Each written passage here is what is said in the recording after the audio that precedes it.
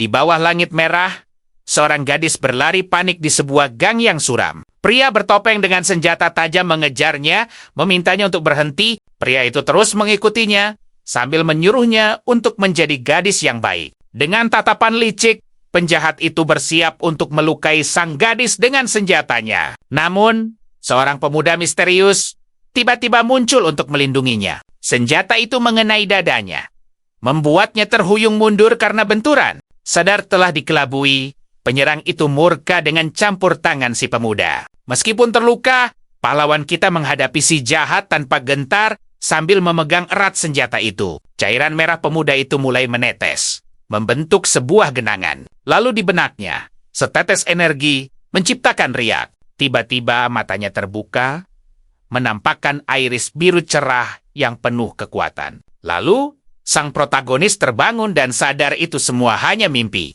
Saat berjalan di rumahnya, dia melihat berita di TV yang menayangkan adegan persis seperti di dalam mimpinya. Sambil menyikat gigi, dia menemukan bahwa korban adalah pelaku dari lebih dari 10 kejahatan. Rupanya, target utama penjahat itu selalu para wanita muda yang tak berdaya. Adegan beralih, seseorang membahas liburan kelulusan. Pahlawan kita tiba di hotel, menganggap ini kesempatan terakhirnya untuk bersenang-senang. Sambil menunjukkan peta, dia bertanya arah ke kafe yang dilihatnya online bernama Tamahira. Pemilik tempat itu bilang kafenya sudah tutup, tapi pemuda itu tetap pergi sebagai bentuk latihan. Saat berpamitan, si ibu berharap anaknya punya semangat yang sama dengannya. Pemuda itu menoleh ke putra si ibu yang tampak aneh. Namanya Atsunomiya Kaido, dan dia sepertinya jarang mandi. Pahlawan kita menegurnya, menanyakan kebiasaan, dan apa pekerjaannya. Tiba-tiba, sebuah koper terlempar dari jendela ke arah mereka. Benda itu menimpa Kaido, dan pakaian dalam wanita berhamburan keluar. Ibu Kaido berteriak menyuruhnya mencari pekerjaan, sementara pemuda itu memunguti barangnya. Sambil membawa tasnya, Kaido pergi, disaksikan oleh sang protagonis. Kemudian, terlihat fotonya dengan senyum yang sangat aneh.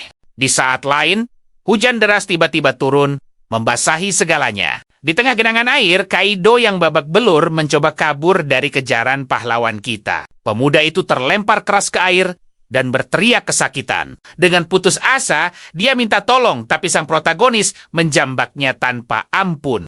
Saat diangkat, si fotografer bertanya, siapa pria itu?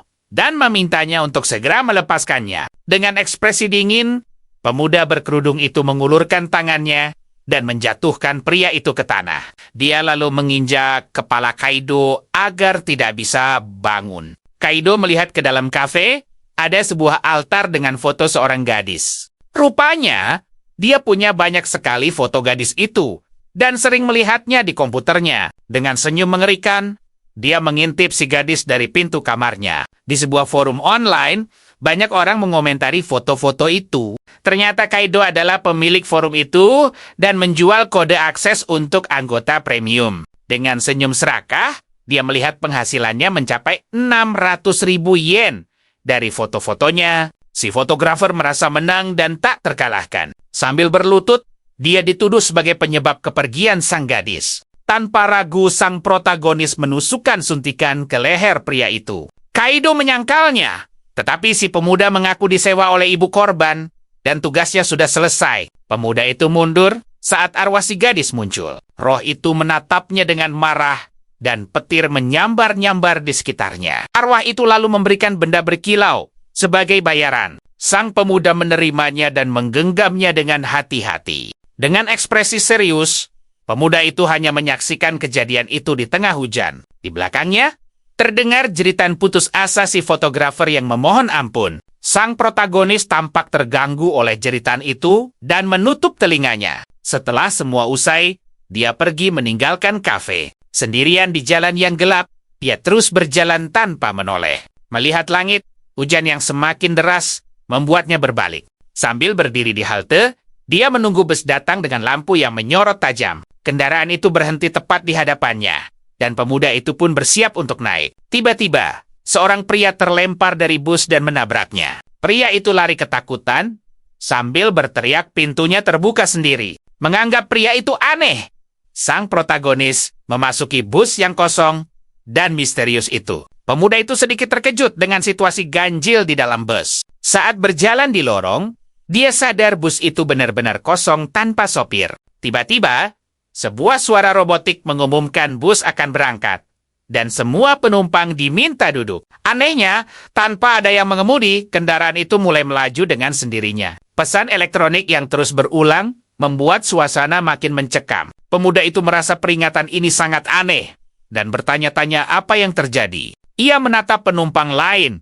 Heran, karena tidak ada yang terlihat khawatir. Seorang pria botak kekar menyuruhnya duduk mengikuti perintah. Tiba-tiba, lantai bus mengeluarkan sengatan listrik biru yang kuat. Protagonis kita terkejut melihat aliran listrik itu dan sama sekali tidak mengerti. Saat itulah dia sadar ini adalah hukuman karena melanggar instruksi. Orang lain yang juga berdiri mulai terkena sengatan listrik. Terjatuh ke lantai, dia paham ini bukan halusinasi, tapi sebuah aturan. Pria botak itu lalu menjelaskan bahwa dia telah memasuki bus menuju akhir perjalanannya dan akan memberitahukan aturannya. Pria besar itu mencengkeram bajunya dan berkata, dia harus patuh tanpa protes. Karena takut, pemuda itu setuju melakukan apapun asal tidak dilukai. Sambil berpura-pura patuh, ia bertanya apa yang sebenarnya terjadi. Pria itu mengungkap bahwa bus ini berjalan antara dunia permukaan dan dunia bawah. Dunia bawah adalah dimensi lain penuh arwah dan bahaya mengerikan. Di setiap tahap,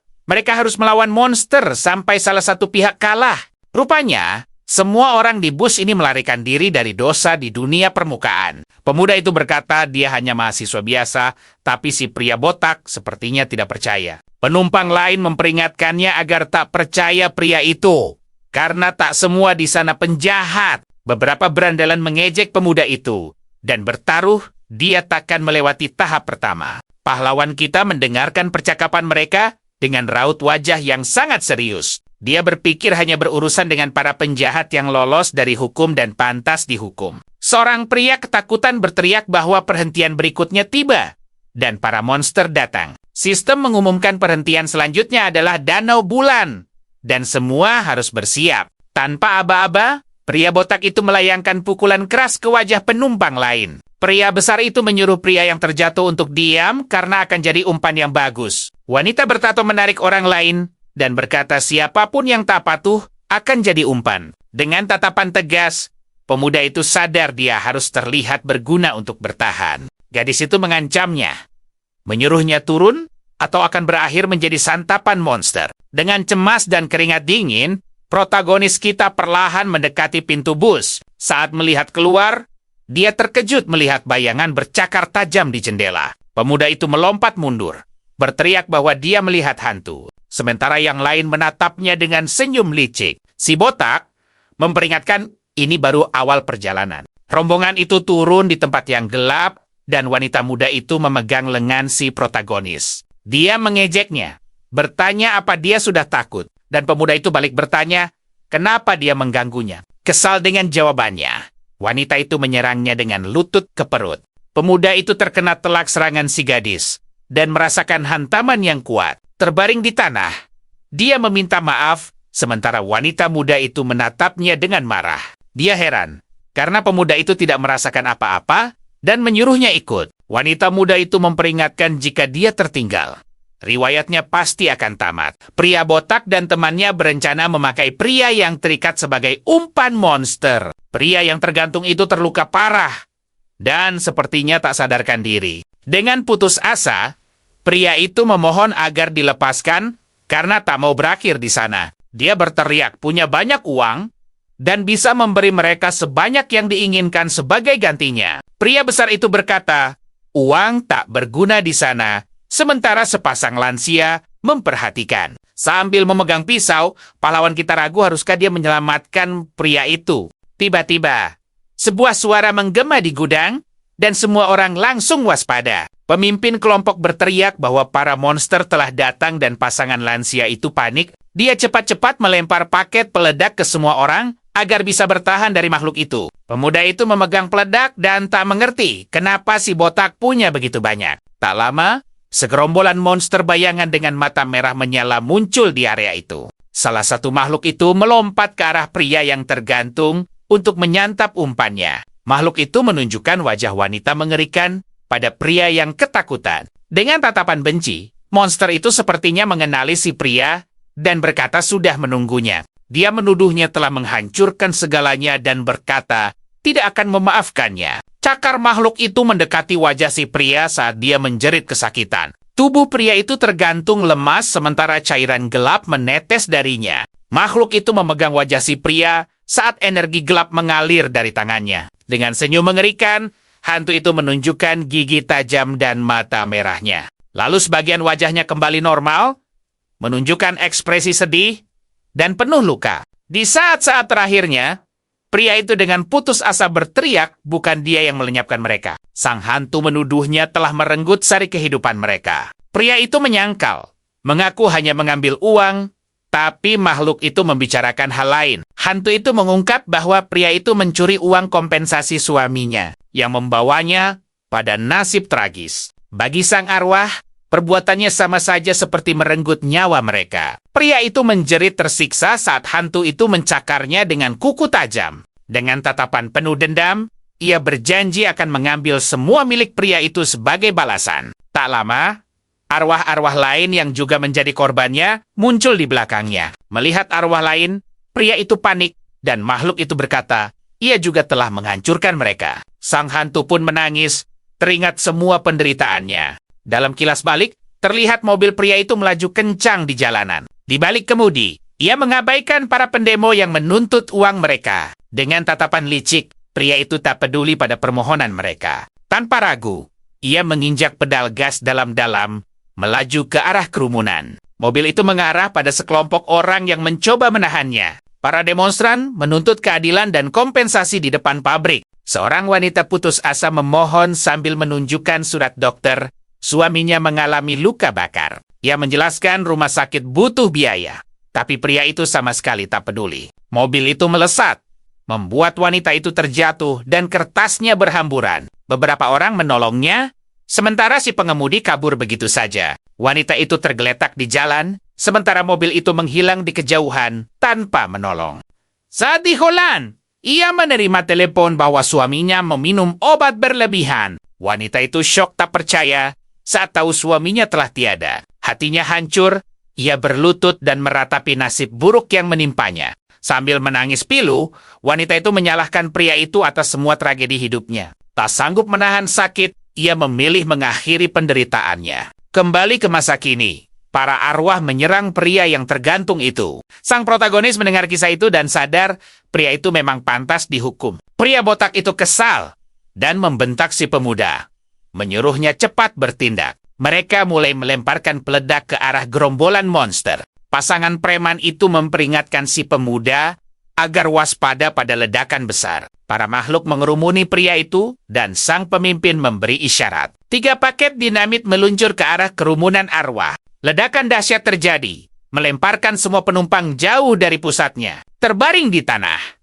Sang protagonis terbatuk akibat asap ledakan. Tiba-tiba, ia melihat satu monster yang selamat tepat di hadapannya. Dengan mata bersinar biru, sang protagonis bersiap menghadapi makhluk itu. Dalam sekejap, ia membelah monster itu dengan satu tebasan cepat dan akurat. Sambil berlutut, ia bergumam monster itu lebih lemah dari dugaannya. Pria botak itu terkejut dan bertanya apakah pemuda itu pelakunya. Pasangan preman itu tak percaya pemuda lemah sepertinya bisa melakukan itu. Untuk mengalihkan perhatian, sang pahlawan pura-pura terjatuh, seolah monster itu tumbang sendiri. Ia lalu bangkit mencari pasangan lansia, tapi dihentikan oleh pria pirang itu. Namun, sang pemimpin kelompok curiga. Ia tahu ledakan tak akan bisa melakukan itu. Para penyintas berpencar mencari 2 orang yang hilang di area hancur. Sejam kemudian, mereka kembali ke bus dengan tangan hampa. Pria botak itu marah, mengira pasangan itu kabur untuk menyelamatkan diri sendiri. Ia menjelaskan bus tak akan jalan jika penyintas belum lengkap. Pintu yang masih tertutup berarti mereka masih hidup dan hanya tersesat.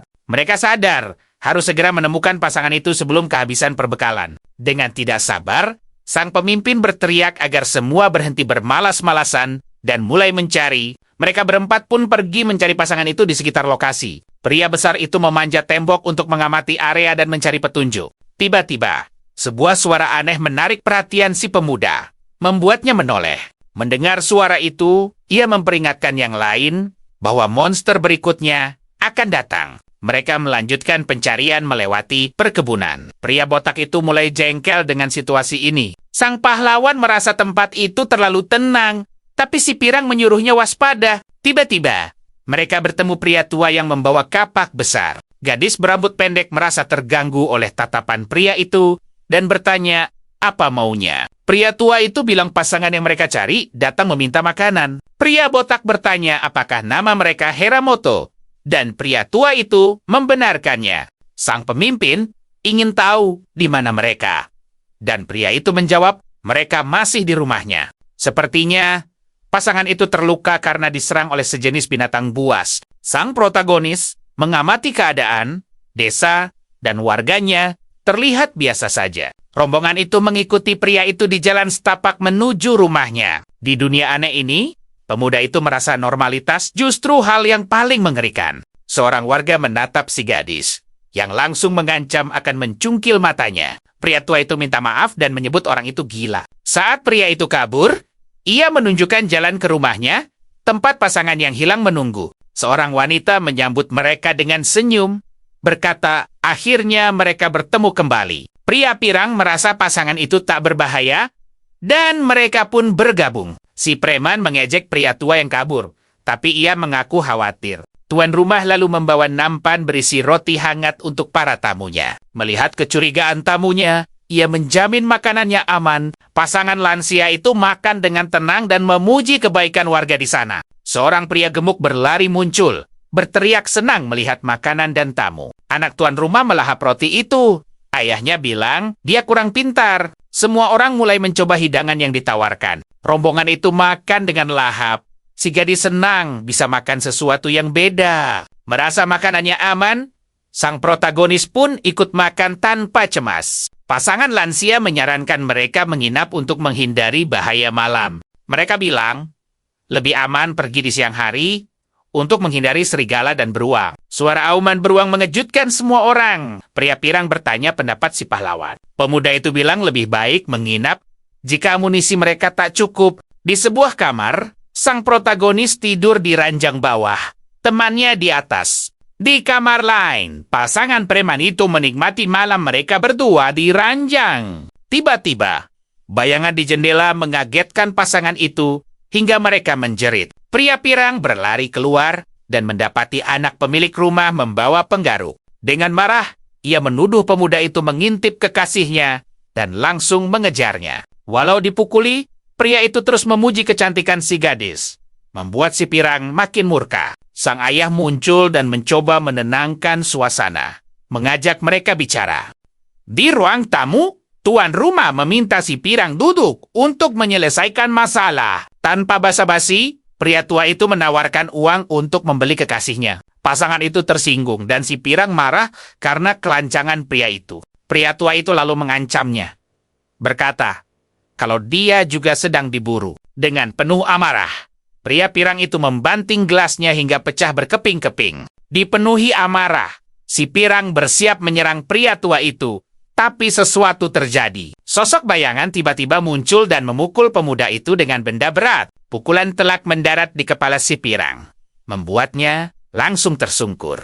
Anak pemilik rumah terus memukuli pria yang jatuh itu sambil berteriak-teriak. Dalam obrolan pribadi, pasangan lansia membahas bayaran untuk si gadis. Anak mereka lalu mendekati kamar tempat gadis itu tidur. Ia masuk ke kamar dan menatap si gadis yang terbaring dengan tatapan aneh. Wanita itu tidur lelap dan tak sadar ada orang lain di kamarnya. Dengan senyum mengerikan, pemuda itu mendekati ranjang untuk berbuat sesuatu. Si gadis terbangun karena suara dan sangat ketakutan melihat pria itu di atasnya. Keesokan paginya, tuan rumah panik saat menyadari ada yang tidak beres. Ia berteriak panik. Pasangan bertato itu hilang dan si pirang kabur. Pria botak tak mengerti. Mereka tak akan pergi tanpa pamit. Rombongan berkumpul. Sang pahlawan merasa aneh karena tahu bus tak akan pergi. Dengan tatapan serius, pemuda itu curiga sesuatu yang buruk menimpa pasangan itu. Tuan rumah berpura-pura khawatir, bilang semua warga desa mencari mereka. Tiba-tiba, Seorang warga berlari sambil berteriak bahwa situasinya gawat. Para warga hanya menemukan sobekan pakaian dan menyalahkan binatang buas. Di dekat sana sang protagonis menemukan sobekan kain hitam. Ia dan pria botak menemukan pakaian pasangan itu dan bertanya-tanya apa yang terjadi. Pria botak itu menarik sang protagonis, membuat pemuda itu bingung dengan tindakannya. Tanpa buang waktu, sang pemimpin memintanya untuk pura-pura mencari petunjuk. Sambil berbisik, pria botak itu memperingatkannya tentang bahaya di desa ini. Ia mengakui kecerdasan pemuda itu dan sadar wargalah ancaman sebenarnya. Pasangan lansia itu menangis. Sang protagonis sadar mereka memihak para warga. Wanita tua itu menyarankan untuk mencari beberapa hari lagi. Tapi si botak ingin segera kembali. Berpura-pura takut, pemuda itu berteriak tak mau kembali dan menyuruh yang lain pergi. Sang pemimpin mencengkeramnya dan pura-pura marah.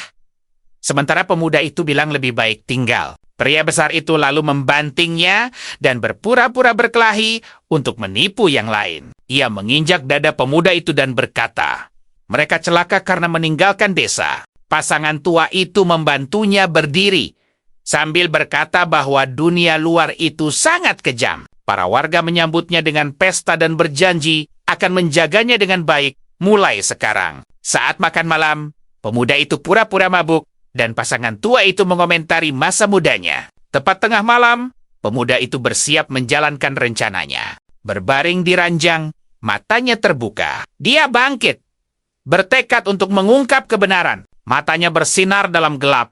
Dia siap menyelidiki desa misterius itu. Di luar, dia berjalan dengan senter mencari petunjuk tentang pasangan itu. Dia menemukan sebuah pintu kayu di tanah dan mendekat untuk memeriksanya. Dengan menyorotkan cahaya, sang protagonis sadar ada sesuatu yang tersembunyi di bawah sana. Saat mencoba membukanya, dia merasakan energi aneh dari dalam. Dengan linggis, sang protagonis memaksa pintu itu terbuka. Dia mengerahkan seluruh kekuatannya untuk mendobrak kunci dan akhirnya berhasil membukanya. Saat cahaya menyorot ke dalam, dia terkejut. Gadis yang hilang itu terikat dan mulutnya tersumpal di rubanah yang lembab. Gadis itu ketakutan melihatnya. Tapi pemuda itu memintanya diam agar tidak ada yang tahu. Dia lalu melepas sumbatan di mulutnya agar gadis itu bisa bicara. Wanita itu bercerita bahwa warga mencoba menjualnya pada putra gila si pemilik. Dia terkejut dengan kekuatan pemuda itu, dan pemuda itu menyuruhnya untuk tetap tenang. Dengan tatapan analisis, dia ingat pakaian yang ditemukan adalah pakaian pria. Dia bertanya di mana pacar gadis itu, tapi wanita itu tidak tahu. Tiba-tiba, si tuan rumah muncul dan bertanya. Sang pahlawan langsung menarik gadis itu, berpura-pura menyakitinya untuk mengelabui pria tua itu. Pria tua itu menggerutu soal ketidaksabaran anak muda dan sepertinya tidak curiga. Dia mengingatkan untuk berhati-hati, karena wanita itu punya temperamen yang kuat. Pemuda itu berteriak semuanya baik-baik saja dan gadis itu sadar pria tua itu salah satu dari mereka. Berbisik. Dia memintanya bekerja sama jika ingin kabur dari sana. Sang protagonis kemudian berpura-pura menguasai gadis itu dan menyuruh pria tua itu melakukan apa. Jang, dia mau. Tuan rumah tersenyum puas dan pergi, meninggalkan mereka berdua di rubanah. Gadis itu meminta maaf dan berterima kasih karena telah membantunya keluar dari situasi itu. Pemandangan beralih ke desa di bawah mentari pagi. Dia menjelaskan satu-satunya jalan keluar adalah dibawa oleh warga di malam hari. Dengan tatapan serius, pemuda itu berkata situasinya jauh lebih rumit. Ikatan antar warga sangat kuat dan mereka saling melindungi dari orang asing. Gerakan mencurigakan di siang hari bisa membuat semua warga berbalik melawan mereka. Berada di tempat asing menjadi kerugian besar bagi kelompok orang luar itu. Dia mengungkapkan yang lain akan dijemput oleh ketua dan pacar gadis itu sudah pergi. Panik, gadis itu menariknya dan bertanya apa yang terjadi pada pacarnya. Pemuda itu memberitahunya bahwa warga mencoba membelinya dan mengambil tindakan drastis. Wanita muda itu terkejut saat mengetahui rencana pasangan tua dan pacarnya. Dia lalu merobek pakaiannya sendiri untuk memalsukan serangan demi mengelabui warga. Sang protagonis mempertanyakannya, dan dia bilang mereka harus membuatnya tampak nyata. Gadis itu berbaring di lantai rubanah dan memposisikan diri untuk akting yang sempurna. Tuan rumah mengomentari keberanian pemuda itu, dan sang protagonis balas tersenyum. Berjalan melewati desa, pemuda itu sadar sedang diawasi oleh seorang warga. Dia mendekati jendela berjeruji dan mendengar seseorang berteriak dari dalam. Seorang wanita yang terperangkap berteriak bahwa dia tidak gila dan pikirannya waras. Dua warga muncul dan mulai menggedor jeruji untuk membungkam wanita itu. Wanita itu meringkuk ketakutan dan berteriak agar mereka menghentikan siksaan psikologis itu. Lelah disiksa, wanita itu menyerah dan berkata akan menuruti semua perintah mereka. Warga lain mendekat dan bertanya apakah dia putra angkat baru di rumah itu. Warga itu mempertanyakan keheningan pemuda itu, yang dia tutupi dengan senyum palsu. Para warga mengejeknya. Tapi sang pahlawan menahan diri agar rencananya tidak gagal. Dengan tangan terkepal, dia menahan keinginan untuk menghabisi mereka semua saat itu juga. Malam tiba, dan pasangan tua mengumumkan makan malam sudah siap. Pemuda itu menawarkan diri untuk membawa makanan dan menjalankan rencananya. Dia mengambil mangkuk dan berjalan di depan sementara pasangan tua itu mengikutinya. Dengan hati-hati, dia memasukkan cairan aneh ke dalam makanan untuk para warga. Pemuda itu lalu menyajikan makan malam dan berkata akan mengantar makanan untuk dua orang lainnya. Pasangan tua itu mulai memakan daging tanpa curiga dan menikmati hidangannya. Mereka memuji sikap pemuda itu dan berkata hidupnya kini akan aman. Tiba-tiba, pasangan tua itu merasakan sakit yang tajam di perut dan pusing. Sang protagonis dan gadis itu berlari bergandengan tangan untuk menemui ketua di pintu keluar. Dia mengungkapkan telah memasukkan obat dari pria botak itu ke makanan para warga. Keduanya kabur menembus desa yang gelap. Sang gadis mengikutinya tanpa ragu. Mereka berlari sekuat tenaga. Agar tidak ada yang melihat, putra pemilik penginapan muncul, mencoba menghentikan mereka dengan matanya yang bersinar. Sang tokoh utama menghindari serangan dan menjatuhkannya dengan cepat. Suara gaduh itu membangunkan seluruh desa. Para warga mulai keluar dari rumah mereka. Gadis itu panik. Tapi pemuda itu menyuruhnya untuk terus maju. Pria itu bangkit dengan marah, berteriak meminta istrinya kembali. Dia menyerang dengan kuat, tapi pahlawan kita menghindar dan menjatuhkannya dengan mudah. Dengan tendangan telak, tokoh utama membuatnya tersungkur dan melanjutkan pelarian mereka. Dia menyuruh gadis itu lari, sementara pria yang jatuh itu hanya bisa pasrah. Para warga muncul membawa alat tani dan mengepung mereka berdua. Pemuda itu tak percaya. Orang-orang ramah tadi kini berubah. Saat berlari di hutan, gadis itu tersandung dan jatuh, mengerang kesakitan. Warga menemukannya, dan dia memohon agar pemuda itu tak meninggalkannya. Dengan alat di tangan, warga bersiap mendekati gadis itu. Tapi dia menghilang, jadi mereka berpencar untuk mencarinya lebih cepat. Bersembunyi di gang gelap, pasangan itu menunggu para warga lewat. Tokoh utama bertanya-tanya apa mereka sudah pergi. Tapi gadis itu menyuruhnya menunggu. Tiba-tiba, seorang warga muncul mengejutkan mereka dengan sebuah beliung. Wanita itu berteriak, memberitahu yang lain kalau dia menemukan mereka. Pahlawan kita menjatuhkannya dengan pukulan cepat sebelum dia menyerang. Mendengar suara dari kejauhan, pemuda itu segera mengajak gadis itu bergegas pergi. Mereka mendengar teriakan minta tolong. Dan tokoh utama mengenali suara misterius itu. Dengan jepit rambut, pemuda itu membuka kunci sel dengan ahli. Gadis itu terkejut, tak menyangka seorang pelajar bisa melakukannya. Saat masuk ke sel, aroma tak sedap langsung tercium dan gadis itu mengeluh. Wanita di dalam sel berkata, dia takkan lari lagi sambil meringkuk di sudut. Pemuda itu bertanya apa dia baik-baik saja dan apa dia yang berteriak tadi.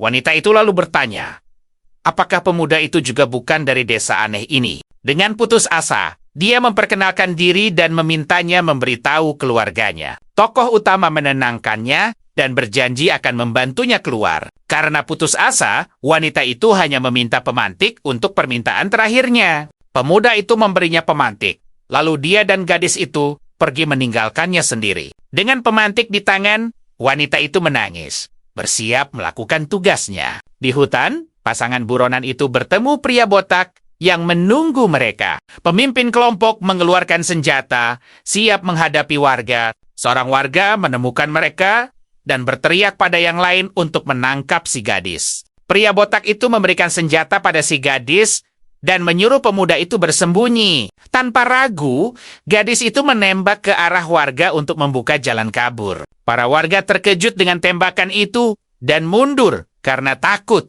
Melihat mereka bersenjata, para warga memutuskan untuk berhenti mengejar. Pria botak bertanya apa rencananya berhasil, dan pemuda itu memastikan nasib pasangan tua itu. Gadis itu bilang pacarnya pantas mendapatkannya, dan dia bisa tinggal di sana selamanya. Dengan marah, warga bersumpah akan membalas gadis itu atas kelancangannya. Mereka lalu sadar pintu sel terbuka dan tahanannya sudah kabur.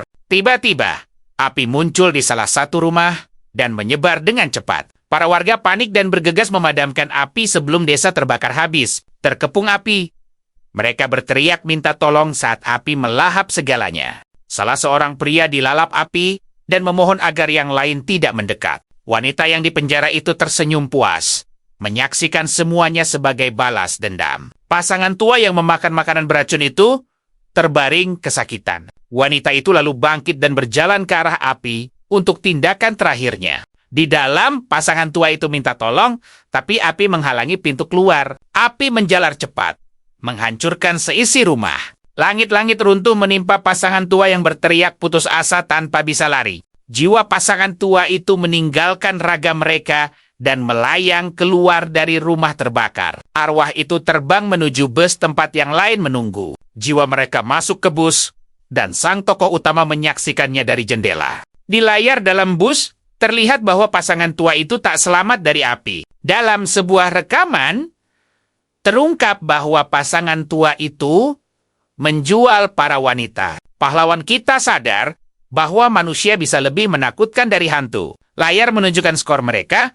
Pria botak memimpin dengan 60 poin. Pemuda itu menjelaskan adanya poin tersembunyi yang ditambahkan ke poin publik. Si gadis dan pria botak mengejeknya, mengatakan hal itu tak penting baginya. Terungkap kalau poin bisa dipakai untuk membeli perbekalan, dan sang ketua yang mengaturnya. Sistem juga menampilkan level cedera semua orang. Si botak punya 20 poin, gadis itu 30, dan sang protagonis di level maksimal 50. Gadis itu memprovokasinya, mengatakan nilainya terendah dan kini harus mengandalkannya. Sang pemuda bingung menukar poin cederanya hingga sebuah ide cemerlang terlintas. Sebuah opsi misterius muncul, memberikan kesempatan kontak 2 menit dengan dunia nyata. Dia memastikan apa semua di sini adalah cerminan dunia nyata, dan pria botak itu mengiyakannya. Tanpa ragu, sang protagonis membuat taruhan dan memakai semua poinnya untuk membeli opsi itu. Gadis itu menganggap hadiah itu tak berguna.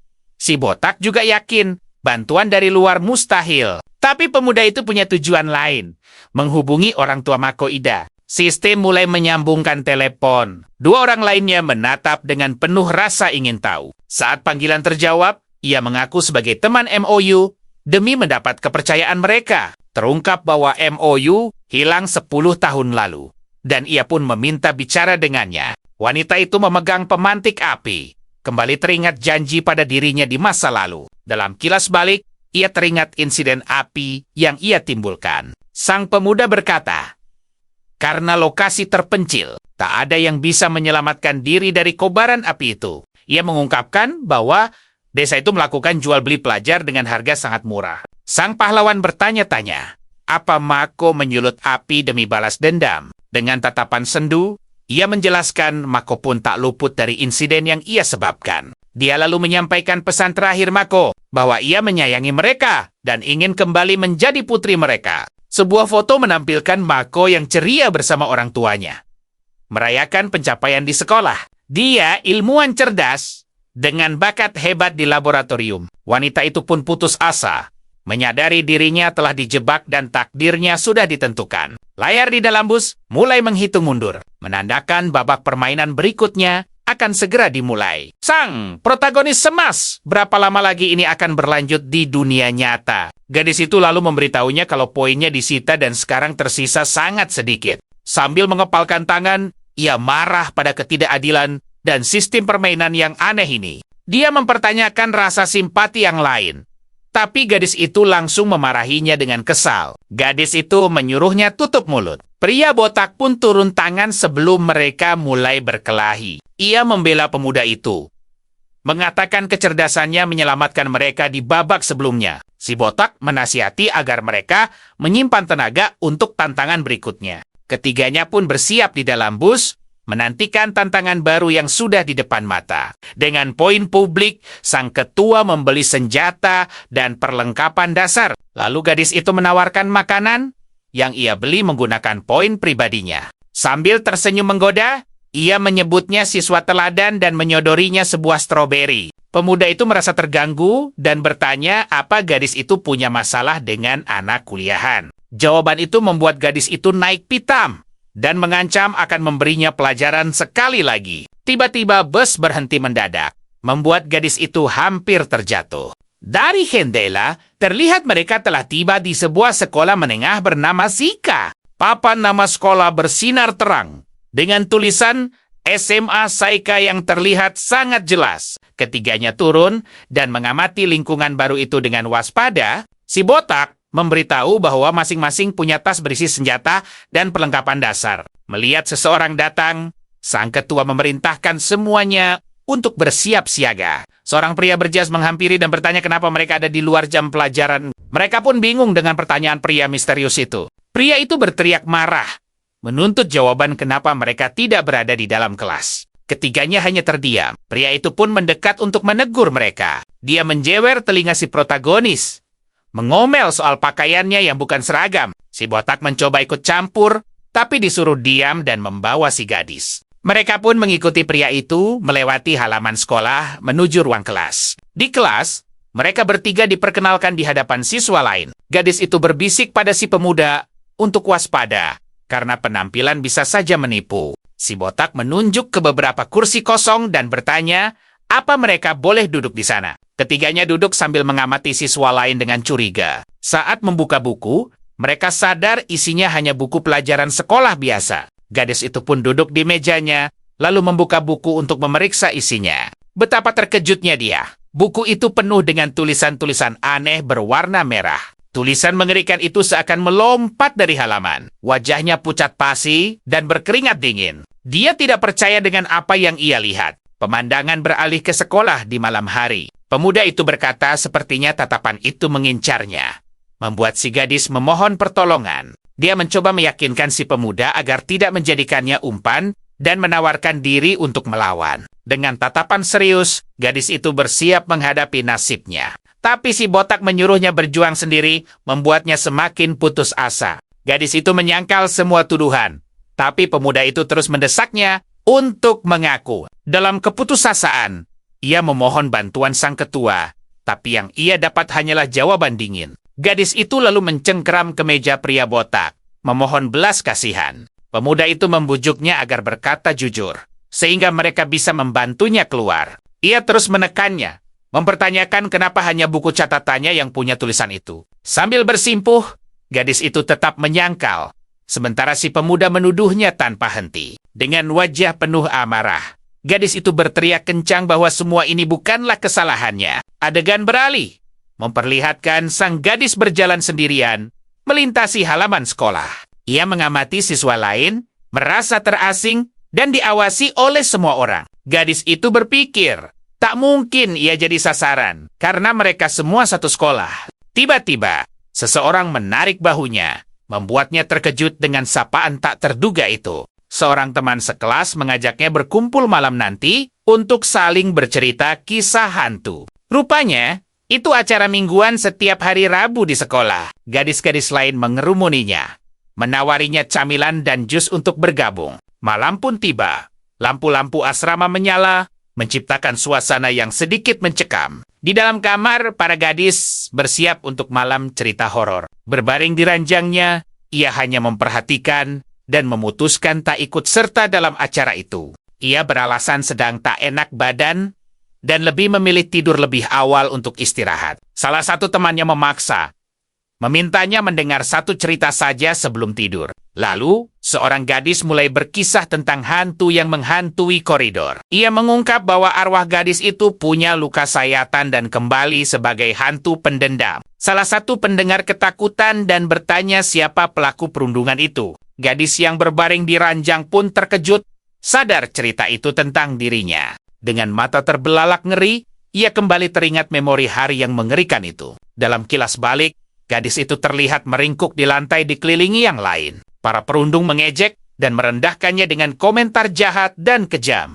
Sekelompok gadis itu mengintimidasinya, membuatnya ketakutan tanpa bisa lari kemanapun. Ketua geng itu menjambak rambutnya menyuruhnya merendahkan diri agar dimaafkan. Sang korban menolak, membuat si perundung mengancamnya dengan marah. Dengan senyum licik, gadis itu mengeluarkan sebuah cutter dan bertanya apa yang akan ia lakukan. Bilah tajam cutter itu berkilau tertimpa cahaya, dan rasa takut langsung menyelimuti korban. Karena sangat ketakutan, gadis itu nekat melukai dirinya sendiri dengan bilah itu. Yang lain terkejut melihatnya. Sang ketua geng menatap mereka, bertanya apa yang terjadi. Gadis-gadis lain mencoba menenangkannya, mengatakan ia sudah cukup menakuti korban. Jengkel dengan teman-temannya yang penakut, ia mengusir mereka pergi dan tinggal berdua dengan korban. Saat para gadis itu lari, korban memanfaatkan kesempatan untuk kabur. Namun, si perundung dengan cutter di tangan menghalanginya dan menyudutkannya lagi. Gadis-gadis lain kabur ketakutan, meninggalkan mereka berdua di koridor yang gelap. Korban berlari sekuat tenaga, tapi si perundung terus mengejarnya sambil membawa cutter. Dengan gerakan cepat, si perundung mencoba melukai korban dengan cutternya. Gadis itu mencoba lari, tapi rambutnya ditarik dan ia dihempaskan ke lantai. Si perundung menahannya dengan kuat dan bersiap menggoresnya dengan bilah tajam itu. Korban mengancam akan menelepon polisi, tapi lawannya berkata ayahnya akan melindunginya dari segalanya. Dengan tatapan kejam, ia mengancamnya dengan menggunakan penyakit ibunya sebagai senjata. Gadis itu pun marah, lalu mendorong si perundung untuk membela diri. Si perundung jatuh ke lantai dan cutter di tangannya terlepas akibat benturan itu. Dengan gerakan cepat, ia mengambil cutter itu, melukai dirinya sendiri, dan membuat sebuah skenario. Ia lalu mengejar korban dan menuduhnya telah menyerangnya. Seorang guru muncul dan mencoba melerai keduanya yang sedang berkelahi di koridor. Keduanya saling tuduh, dan guru itu membawa mereka ke ruang kepala sekolah. Papan nama ruang kepala sekolah seolah menjadi pertanda ketidakadilan akan terjadi. Di dalam ruangan, korban menyangkal semua tuduhan, tapi sang guru terus mencecarnya. Dengan senyum kemenangan, si perundung melihat korban menangis putus asa. Orang tua gadis itu datang, tapi sang guru memperlakukan mereka dengan dingin dan meremehkan. Sang guru menghukumnya dan menyuruhnya menulis esai 20.000 kata. Lalu, ia menelepon ayah si perundung dan memperlakukannya dengan sangat sopan dan ramah. Korban mencoba memberi penjelasan, tapi guru itu mengabaikannya dan menyuruhnya diam. Dengan tatapan jijik, guru itu menghina orang tua si gadis karena mereka tunarungu. Giliran si perundung yang dijambak rambutnya dan hukuman akhir pun dijatuhkan. Ayah gadis itu memarahinya, mengatakan ia selalu membuat masalah di sekolah. Ia diusir dari asrama dan disuruh pulang pergi dari rumah setiap hari. Sementara itu, sang korban dihukum dan diskors karena telah melukai teman sekelasnya. Sang guru memintanya untuk diam, karena lawannya adalah putri orang berpengaruh. Dengan tangan terkepal dan tatapan benci, ia merasakan ketidakadilan yang luar biasa. Di dalam mobil, ayah si penindas memarahinya habis-habisan karena masalah di sekolah. Pria itu cemas akan citra perusahaan, sementara putrinya menyangkal telah merundung siapapun. Ayahnya merendahkannya, menyebut putri dari wanita lain lebih berpotensi. Penuh amarah, ia menamparnya dan berkata, hanya reputasi perusahaan yang menyelamatkannya. Di dalam mobil, gadis itu merenungkan kemunafikan ayahnya dan dunia di sekitarnya. Ia sadar harus melindungi nama baik keluarga dengan segala cara. Lonceng menara sekolah berdentang, menandai hari yang akan mengubah segalanya. Sang korban berjalan sendirian di halaman sekolah, sementara murid lain menghindarinya. Di lorong gelap, ia diserang lagi dan terhempas keras ke lantai, jatuh dan lemah. Ia tak mampu membalas serangan gadis itu. Si penindas mendekat dan bertanya untuk apa ia sendirian di sana. Dengan senyum meremehkan, ia bilang pertarungan belum usai. Ia mengancamnya, takkan ada yang bisa melindunginya lagi. Korban mengancam akan melapor. Namun si penindas membalasnya dengan kekuatan dan pengaruh yang ia miliki. Sambil memegang cutter, ia mengancam akan membuat hidupnya menjadi lebih sengsara. Dengan mata berkaca-kaca, korban memegang cutter itu, bersiap untuk yang terburuk. Cairan merah menetes, dan ia pun mengambil keputusan nekat. Pada hari yang cerah di sekolah, kehidupan berjalan normal bagi murid-murid lain. Di kelas, para siswa bersiap untuk belajar. Seorang teman sekelas bertanya kenapa ia memakai lengan panjang di cuaca panas. Ia menawarkan obat flu. Namun gadis itu menolak dan berterima kasih. Tiba-tiba, Seseorang mengetuk pintu kelas, menarik perhatian semua orang. Si penindas dan kelompoknya muncul di pintu, memanggil korban untuk keluar. Gadis itu menggenggam pulpennya erat, bersiap menghadapi mereka. Ia bangkit dan berjalan ke pintu, menemui para penindas di lorong. Korban menjauh dari kelas, mengikuti para gadis itu ke tempat yang lebih sepi. Di dalam kelas, salah satu penindas dan teman sekelasnya mengawasi dengan ekspresi berbeda. Beberapa saat kemudian, gadis itu belum kembali. Dan teman sekelasnya mulai cemas. Ia menatap meja kosong itu, bertanya-tanya kemana gadis itu pergi. Korban kembali ke kelas dengan wajah lebam dan rambut yang berantakan. Ia duduk di mejanya, mencoba menutupi wajahnya dengan buku. Teman sekelasnya mendekat dan bertanya apa ia disakiti oleh gadis-gadis itu. Ia berbohong dan mengatakan terluka karena kecelakaan agar tak timbul masalah. Tiba-tiba, tutup pulpen teman sekelasnya melayang dan mengenai kepalanya. Beberapa tutup pulpen mulai berterbangan di ruangan, mengenai para siswa. Gadis itu bilang ia flu dan meminta obat dari temannya. Pemuda itu menyarankannya pergi ke ruang kesehatan, dan ia bilang akan pergi setelah kelas usai. Matahari terbenam, sore hari berakhir dengan langit berwarna dan awan gelap. Korban berjalan sendirian di gang gelap dengan wajah muram. Dengan wajah lebam dan mata lelah, ia melanjutkan langkahnya yang tanpa harapan. Saat berjalan di jalanan, ia dikejutkan oleh seorang pemuda yang tiba-tiba mendekatinya. Pemuda bertato harimau itu menangkapnya dan menghentikan langkahnya. Ia mencoba lepas dan berteriak, tapi pemuda itu tak peduli. Dengan sebuah tamparan keras, gadis itu berhasil melepaskan diri dan menyuruhnya pergi. Karena marah, pemuda itu menyakitinya dan menghempaskannya ke dinding dengan sangat keras. Dengan tatapan penuh benci,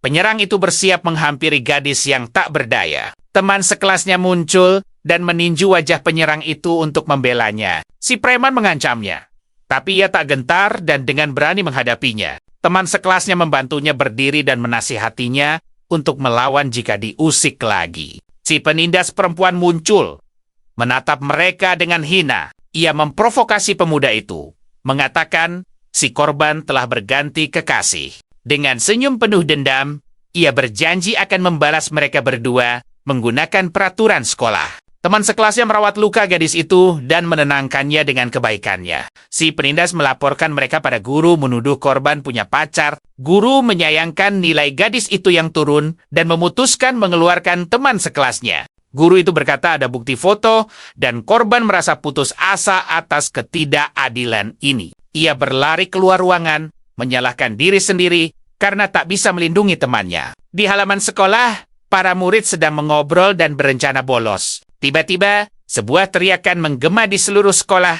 dan semua orang berlari untuk melihat apa yang terjadi. Para siswa ketakutan melihat pemandangan itu dan berlari panik di sepanjang koridor. Di koridor, sang korban ditemukan tergantung tak bergerak dengan tatapan kosong. Si penindas dan teman-temannya turun tangga, mengomentari insiden itu. Salah satu gadis melihat sosok itu dan berteriak ketakutan, menarik perhatian yang lain.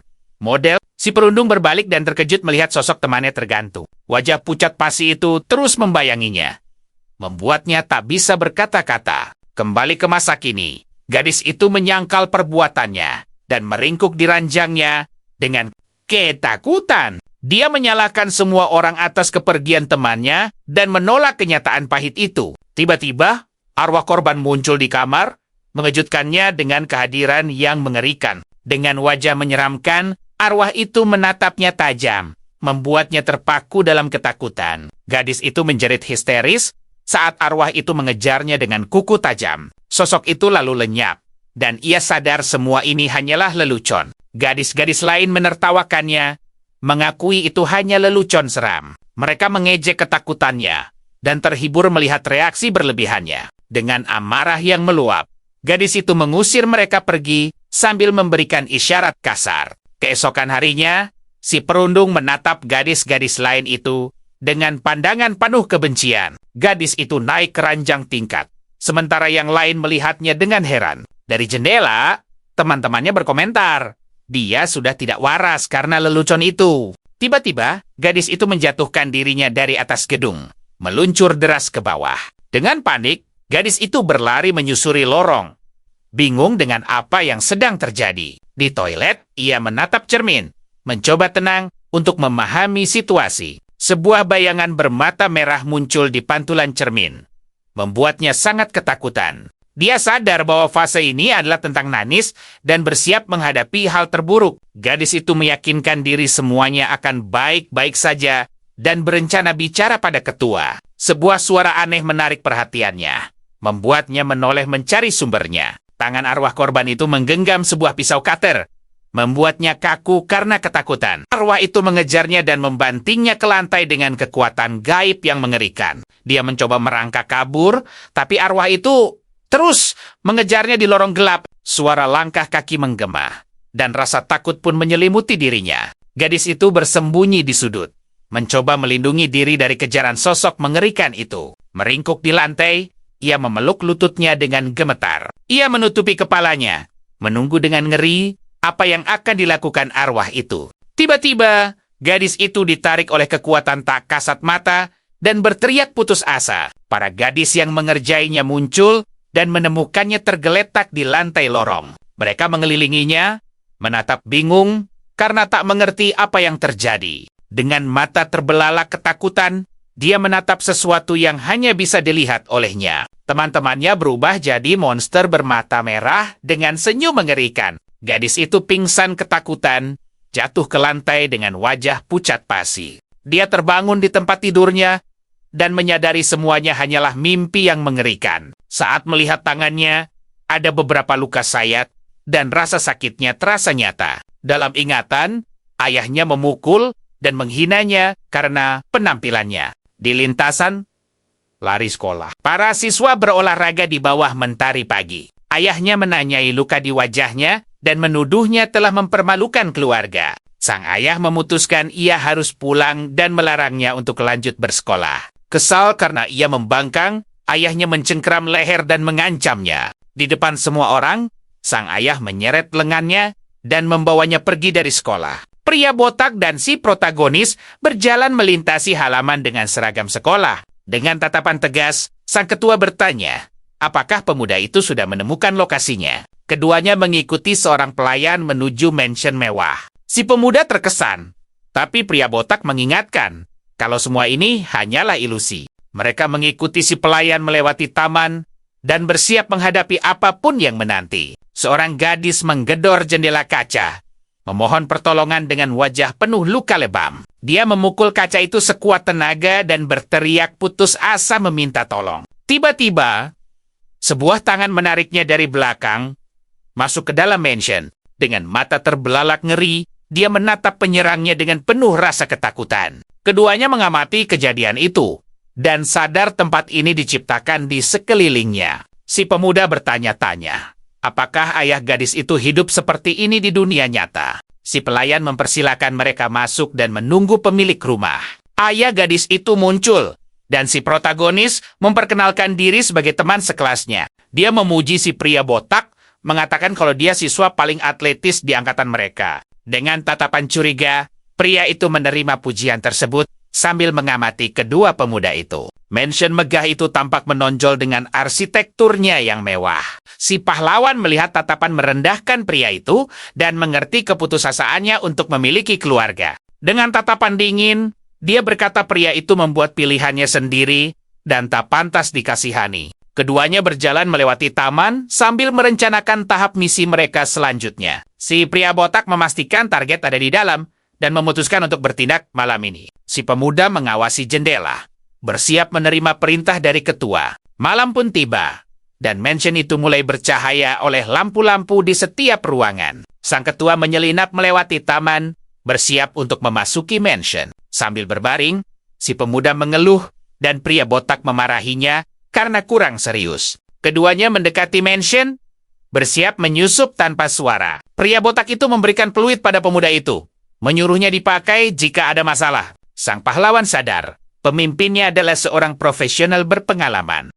Dengan lingkar pria botak itu memanjat tembok, pemuda itu hanya bisa terpana menyaksikannya. Merasa kagum, sang protagonis mendengar suara ayah si gadis dan langsung bersembunyi agar tak terlihat. Dengan tatapan meremehkan, ia pergi dan menyuruh pria itu menjauh. Dari persembunyian, sang protagonis mengamati dengan saksama. Ayah gadis itu mendorongnya ke lantai, membentaknya karena perilakunya yang pemberontak. Wajahnya lebam. Ia menatap ayahnya penuh benci, menolak untuk patuh. Dengan ikat pinggang di tangan, sang ayah bersiap memberinya pelajaran. Dengan murka, ia menuduh putrinya telah mencoreng nama baik keluarga. Ia mencengkram lehernya, berkata lebih baik ia pergi dari sana.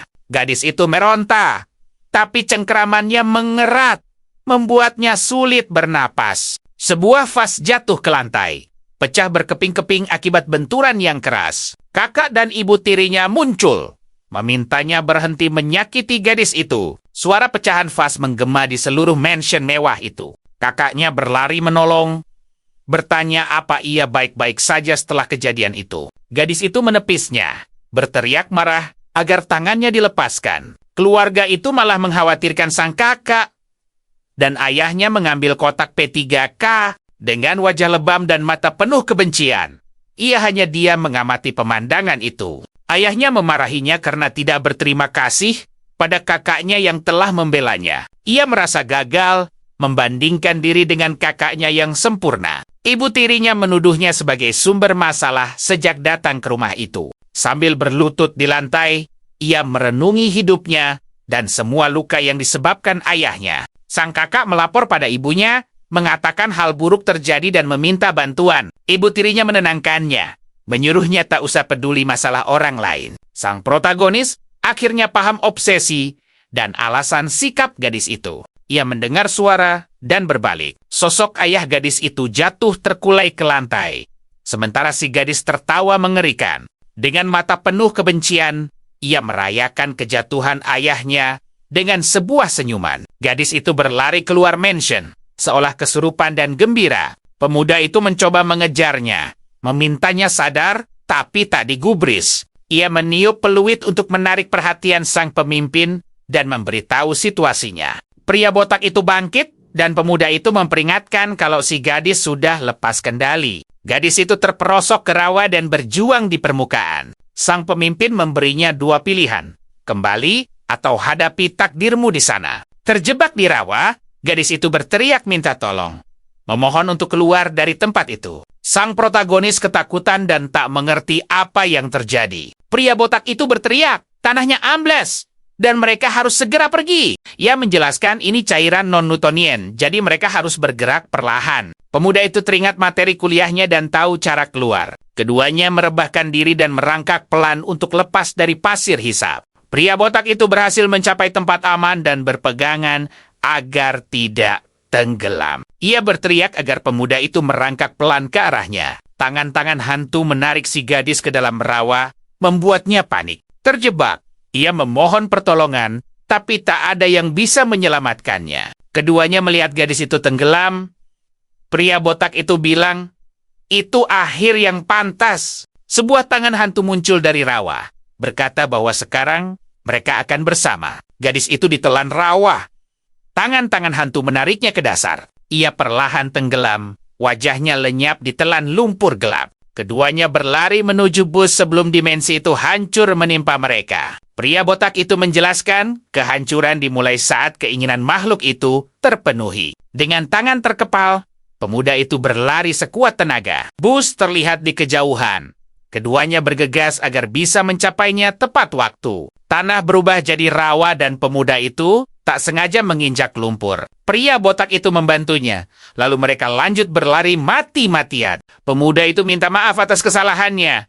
Tapi pria botak itu malah mendorongnya dengan keras. Dengan satu lompatan, sang pemimpin menjauh dari rawa yang meluas. Ia berkata, egois adalah satu-satunya cara bertahan di tempat itu. Sang protagonis bangkit dan menatap pria botak itu dengan tatapan menantang. Ia mengeluarkan pisau, siap untuk duel terakhir. Dengan serangan cepat, ia menyerang pria botak itu dan melemparnya ke arah rawa. Pemuda itu melompati rawa dan berhasil mencapai bus di seberang dengan selamat. Tangannya terluka karena usahanya, tapi ia berhasil selamat. Pria botak itu terkejut melihatnya hidup dan tak percaya pada nasibnya. Dengan tatapan lega, pemuda itu berkata kalau keberuntungan sedang berpihak padanya kali ini. Pintu bus pun terbuka.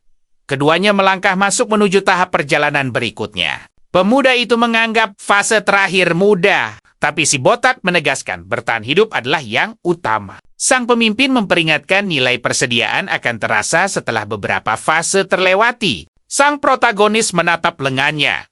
Lukanya ternyata langsung sembuh hanya dengan sekali olesan. Dia terkesan dengan khasiat obat itu dan akhirnya paham betapa berharganya perbekalan mereka. Dengan tatapan mantap, dia memutuskan untuk menjaga si botak tetap hidup demi mengungkap semua misteri. Sang pemimpin mengungkap bahwa sistem akan mengisi kursi kosong. Bus pun melaju kencang.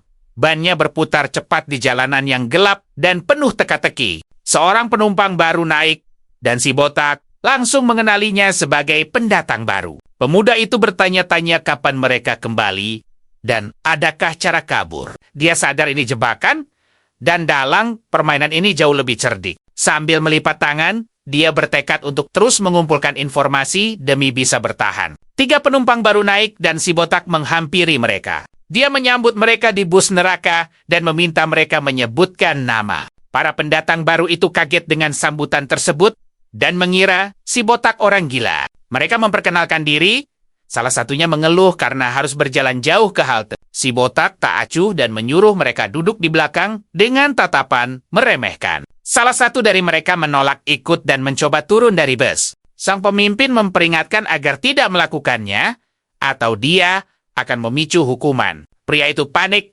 berteriak pada sopir dan meminta untuk diturunkan. Dengan mata terbelalak ngeri, dia sama sekali tidak mengerti situasi ini. Dia menoleh ke kursi pengemudi dan sadar. Bus itu sama sekali kosong. Tiba-tiba, sebuah suara robotik mengumumkan keberangkatan telah dimulai. Dan semua harus duduk. Pria itu kehilangan keseimbangan saat bus bergerak tiba-tiba dan nyaris jatuh. Seketika, arus listrik biru muncul dari lantai dan langsung menyengatnya. Sambil menjerit kesakitan, pria itu merasakan listrik menjalari seluruh tubuhnya tanpa henti. Terbaring di lantai, dia memohon pertolongan sementara sengatan listrik terus menghantamnya. Sang protagonis berkata kursi itu aman dari listrik. Seharusnya dia duduk, 2 orang baru lainnya merasa lega karena menuruti perintah si botak. Dengan susah payah, pria itu menyeret dirinya ke kursi dan bertanya bus apa sebenarnya ini. Orang baru lainnya ikut panik dan menuntut penjelasan. Akhirnya, si botak memutuskan untuk menjelaskan aturan permainan yang menjebak mereka. Dalam keputusasaan, pria itu memegangi kepalanya, tak percaya dengan apa yang terjadi. Si pemimpin menyalakan rokok dan mengungkapkan bahwa semua di sana adalah pendosa. Dia menjelaskan semua orang menyembunyikan masa lalu kelam di balik penampilan biasa. Dengan tangan terkepal, sang pahlawan mendengar bahwa setiap jiwa yang terpilih untuk perjalanan ini bersalah. Para pendatang baru menyangkal tuduhan itu, mengaku sebagai dokter dan dermawan. Sistem mengumumkan perhentian berikutnya telah tiba dan semua orang harus turun dari bus. Dari atas, terlihat bus berhenti di jalan yang dikelilingi hutan lebat. Sang protagonis turun dan merasa keheningan di tempat itu sangat aneh. Kelompok itu berjalan menembus hutan lebat dengan pepohonan raksasa di sekitar mereka. Sang protagonis sama tak tahu pemangsa seperti apa yang ada di sana. Mereka terus berjalan menyusuri hutan saat matahari menyinari jalan setapak. Langit biru dan matahari yang terik menciptakan pemandangan indah, namun sangat mencurigakan. Tiba-tiba, mereka mendengar suara nyanyian dan sang pahlawan merasa semuanya sangat ganjil. Si botak memperingatkan semua untuk menganggap ini permainan dan tetap waspada. Mendadak, kabut tebal muncul dan membuat para pendatang baru panik. Sang pemimpin lalu mengeluarkan tali agar tak ada yang tersesat dalam kabut. Mereka mengikatkan diri agar tidak terpisah di tengah kabut tebal. Si botak memimpin kelompok yang terikat tali itu maju menembus hutan berkabut. Karena pandangan terhalang, salah satu orang baru akhirnya tersandung batu di jalan. Dia berteriak kesakitan saat kakinya terluka akibat jatuh. Terbaring di tanah, dia sadar ada luka dalam di kakinya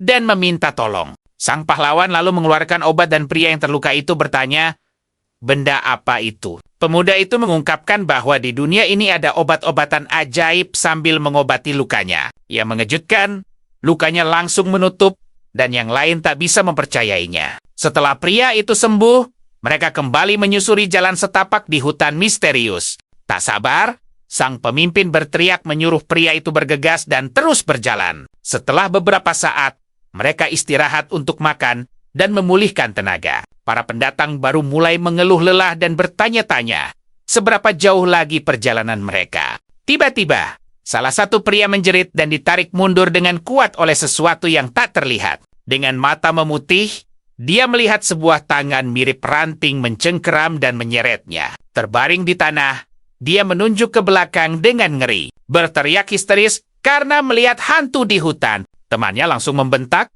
mengatakan hantu tak mungkin muncul di siang hari. Ia lalu menunjuk sebatang pohon, menyadari mereka pernah ke tempat ini sebelumnya.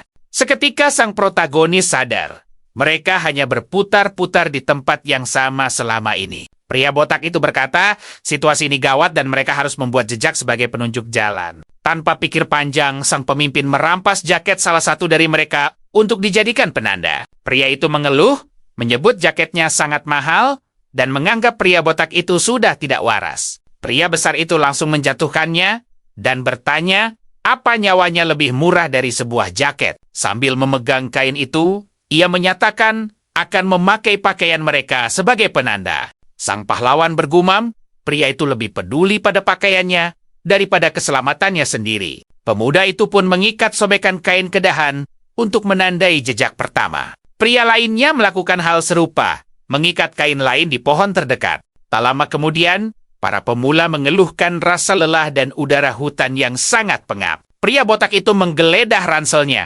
sementara sang protagonis mengamatinya dengan penuh rasa ingin tahu. Sang pemimpin mengingatkan, jika mereka berhenti berjalan, riwayat mereka akan berakhir di sana. Dengan tekad bulat, kelompok itu melanjutkan perjalanan. Menuruti perintah pria botak tersebut, tiba-tiba mereka melihat desa misterius di kejauhan dengan alunan musik lembut. Mengikuti melodi itu, mereka berjalan menuju desa untuk mencari perlindungan dan jawaban. Para pemula langsung terpesona oleh alunan melodi dan keindahan desa misterius di tengah hutan itu. Semakin dekat, mereka melihat seorang wanita bergaun merah sudah menunggu di gerbang masuk. Wanita muda itu memperkenalkan diri sebagai Haruka dan berkata mereka akan aman di tempat itu. Namun, sang protagonis dan pria botak itu justru menaruh curiga pada sambutan ramahnya. Sebaliknya, para pemula merasa lega dan meminta makanan sambil memuji kecantikan wanita itu. Ketiga pria itu pun mengikuti Haruka yang memandu jalan. Sang pahlawan mengamati kejadian itu, berpikir betapa mudahnya mereka lengah. Ia berpikir, jika bisa membaur dengan penduduk, mereka dapat memanfaatkan situasi ini. Pria botak itu setuju. Keduanya memutuskan ikut, namun akan selalu waspada setiap saat. Mereka pun menyusuri jalanan batu desa mengikuti wanita misterius itu. Tak lama, mereka disambut dengan pesta penuh makanan dan minuman lezat. Sang pahlawan dan pemimpinnya duduk bersama, namun tetap curiga dan tidak menyentuh makanan apapun. Sementara itu, ketiga pria lainnya makan dengan lahap. Haruka bertanya mengapa mereka tidak makan. Pria botak itu beralasan rasa lelah menghilangkan nafsu makannya. Wanita muda itu lalu berkata telah menyiapkan tempat istirahat. Dan seorang wanita lain pun muncul. Sang pemimpin bangkit mengikuti pemandu itu, dan sang protagonis ikut bersamanya tanpa ragu. Pemuda itu ragu meninggalkan teman-temannya di sana. Namun pria botak itu berkata, itu pilihan mereka sendiri. Pemuda itu setuju dengan sang pemimpin dan menerima keputusan itu. Sementara itu, salah satu pemula terpikat oleh tarian wanita berbaju merah. Temannya menegurnya karena terus menatap gadis itu. Sementara sang wanita hanya tersenyum licik. Perdebatan mereka memanas, dan keduanya mulai saling menghina di tengah jalan. Karena tidak sabar, pria berjas itu melayangkan pukulan keras ke wajah temannya. Pria ketiga mencoba melerai, tapi keduanya terus baku hantam tanpa henti. Dari kehauan wanita berbaju merah itu hanya menonton dengan senyum penuh kelicikan di wajahnya. Ia lalu menjelaskan bahwa pemenang pertarungan itu akan menjadi miliknya, sesuai hukum suku mereka. Dengan marah, pria berjas itu berteriak bahwa Haruka akan menjadi miliknya. Pria gemuk menahannya, tapi ia berkata jika Haruka jadi istrinya, ia bisa tinggal di sana selamanya. Meski begitu, ia berhasil lepas dan kembali mendaratkan pukulan telak ke wajah lawannya. Pria itu langsung tersungkur akibat hantaman tersebut. Sementara lawannya bersiap untuk serangan terakhir. Tanpa ragu, Pria itu mengambil piring kayu di dekatnya untuk dijadikan sebagai senjata. Dengan tatapan geram, ia mengangkat piring itu dan bersiap menghantam rivalnya. Pukulan itu mendarat tepat di kepala lawannya, membuatnya jatuh, tak sadarkan diri. Akibat benturan itu, pria tersebut terluka parah dan cairan merah pun mengalir dari kepalanya. Dengan panik, temannya berlari menolong. Sementara sang pemenang hanya menonton kejadian itu. Haruka lalu mendekat dan menyeka wajah sang pemenang dengan sapu tangan yang lembut. Ia menyatakan pria itu sebagai suaminya, lalu menggandengnya pergi sambil tersenyum. Temannya memohon agar pria yang terluka itu tidak pergi. Saat pasangan itu perlahan menjauh. Kemudian, pria itu terbangun di ranjang dengan kepala diperban. Masih linglung, pria botak itu memperingatkannya bahwa semua wanita di dunia itu ingin menyingkirkannya. Dengan kesal, pria itu membela Haruka dan sang pemimpin hanya bisa menyebutnya benar-benar bodoh. Temannya berusaha menenangkannya. Sang tokoh utama pun memintanya bersabar pada pemuda itu. Pria botak itu menduga si pria mengikuti wanita tadi dan memutuskan untuk mencarinya. Ia bergumam, akan lebih mudah jika wanita itu langsung menghabisinya. Keduanya pun pergi ke desa untuk mencari pria yang hilang itu. Dengan tatapan mantap, sang pahlawan mengikuti ketua kelompok tanpa ragu. Di jalan, mereka melihat beberapa wanita membersihkan lantai dengan kain dan penutup mata. Pemuda itu bertanya, apakah mereka melihat temannya? Namun para wanita itu seolah tak mendengar. Salah satu dari mereka lalu berkata, tidak melihat siapapun dan tidak sedang memperhatikan. Pria botak itu jengkel dengan hilangnya pria itu dan menyebutnya si bodoh yang dimabuk cinta. Malam tiba. Desa hanya diterangi cahaya bulan dan bintang. Kelompok itu melanjutkan pencarian pria yang hilang di jalanan desa yang gelap. Sang tokoh utama berlari menyusuri desa untuk mencari petunjuk keberadaan si pemuda. Dua lainnya bergabung dan mereka berpencar untuk mencari di tempat berbeda. Sang ketua naik ke atap untuk melihat area lebih jelas dan mencari petunjuk. Tanpa hasil, kelompok itu berkumpul kembali dan bertanya-tanya kemana perginya pria itu. Lelah, kedua pria itu menyarankan untuk menyerah, tapi si botak mengatai mereka bodoh. Sang tokoh utama menjelaskan, bus takkan pergi sampai semua orang berkumpul. Sang ketua terkesan dengan kecerdasan pemuda itu dan sadar ia tidak sebodoh itu. Sang pahlawan berkata mereka perlu mengubah pendekatan dan pria botak itu bertanya apa maksudnya. Dengan tatapan serius, ia memutuskan untuk kembali dan bertanya pada para penduduk di mana wanita. Itu berada. Pria berpeci itu bercanda temannya terluka karena wanita monster. Sementara yang lain berkata keberuntungan memihaknya. Tokoh utama mendekati mereka dan meminta bantuan karena mereka terlihat senang. Keduanya menolak membantu dan berteriak tidak akan melakukan apa yang diminta pemuda itu. Melihat penolakan mereka, sang tokoh utama menatap ketuanya yang hanya menggerutu melihat situasi. Dengan tangan terkepal, pria berkacamata itu menatap tajam kelompok itu dengan tatapan penuh amarah dan hina. Tanpa sabar, pria botak itu mencengkeram kerah bajunya sementara temannya berteriak agar ia tidak menyentuhnya. Di bawah tekanan pria besar itu, si pria berkacamata akhirnya setuju membantu. Sang ketua lalu melemparnya ke tanah dan menyuruhnya segera bergerak. Temannya berlari untuk membantunya berdiri sementara sang tokoh utama dan pria botak itu mengawasi. Malam menyelimuti desa dan kabut misterius mulai menutupi rumah-rumah kayu. Dengan jemari gemetar, pria itu mengetuk pintu kayu untuk menarik perhatian si wanita. Sambil memegang bunga, ia memanggil Haruka dan memintanya membuka pintu. Ia lalu mengintip dari celah pintu, sementara yang lain mengawasi dari kejauhan. Di dalam, ia melihat wanita itu berlutut di lantai dengan ekspresi wajah yang serius. Dengan tatapan penuh cinta, pria itu terpesona oleh kecantikan sang wanita dan masuk ke dalam ruangan. Wanita itu lalu menatapnya dan bertanya, "Ada masalah apa lagi kali ini?" Sambil tersenyum, pria itu menawarkan bunga sebagai hadiah permintaan maaf. Ia mengambil bunga itu dan memuji keindahannya dengan senyum menawan dan tatapan terkejut. Tiba-tiba, ia meremukkan bunga itu dan si pria bertanya apa yang ia lakukan pada hadiahnya. Dengan senyum tipis, bunga di tangannya mulai bersinar dengan cahaya merah pekat. Wanita itu meletakkan bunga itu di rambutnya dan berkata itu indah. Saat pria itu menatapnya, penuh cinta, ia menarik tangannya masuk ke dalam ruangan dengan senyum menggoda. Dengan mata berbinar penuh gairah, pria itu merasa melayang di awan karena perhatian sang wanita. Di luar, sang ketua sadar bahwa pemuda itu telah melupakan misinya dan jatuh ke dalam pesona wanita itu. Wanita itu berkata, ia mencintainya, dan si pria senang karena wanita itu memilihnya. Tiba-tiba, wajahnya berubah, dan ia berkata sangat mencintainya sampai ingin melahapnya. Makhluk itu mendekati si pria dengan mulut mengerikan dan gigi-gigi tajam. Tanpa peringatan, monster itu menerjangnya dan menggigit bahunya dengan sangat kuat. Pria itu terlempar ke lantai dan berteriak kesakitan, tak mengerti apa yang terjadi. Dengan mulut penuh cairan merah, makhluk itu menatapnya dengan lapar. Monster itu maju ke arahnya, dan pria itu berteriak putus asa agar monster itu menjauh. Sebuah bayangan berduri muncul entah dari mana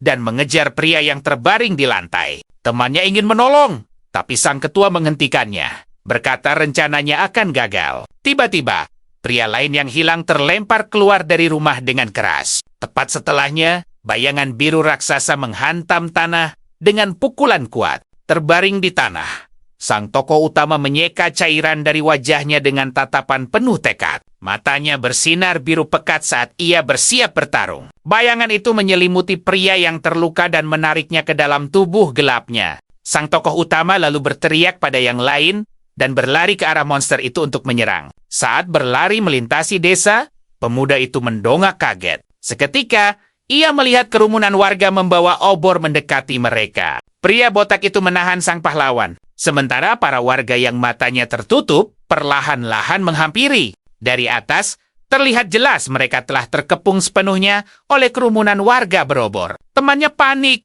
tak mengerti siapa gerangan mereka. Sang pahlawan berteriak, mereka bukan manusia, melainkan monster yang ingin menyingkirkan mereka semua. Sang pemimpin menyerahkan sebuah tas dan bertanya, apakah temannya bisa memakai senjata api? Sang protagonis mengaku pernah diajari dan yakin bisa melakukannya. Pria botak itu lalu mengeluarkan sebungkus dinamit dari tas untuk melawan gerombolan itu. Sumbunya telah menyala, dinamit itu siap dilemparkan ke arah kerumunan monster. Bahan peledak itu melesat ke tengah kerumunan, yang hanya bisa terpaku menatap benda itu terbang ke arah mereka. Ledakan dahsyat pun terjadi, menghempaskan semua warga dengan kekuatan yang luar biasa. Temannya mengaku tak sanggup, tapi pria botak itu membentaknya agar melakukannya jika tak mau. Lenyap. Sambil berlutut, pria itu merasa mual dan menjatuhkan dinamit di sisinya. Tiba-tiba, ia melihat beberapa cacing di tanah dan berteriak ngeri.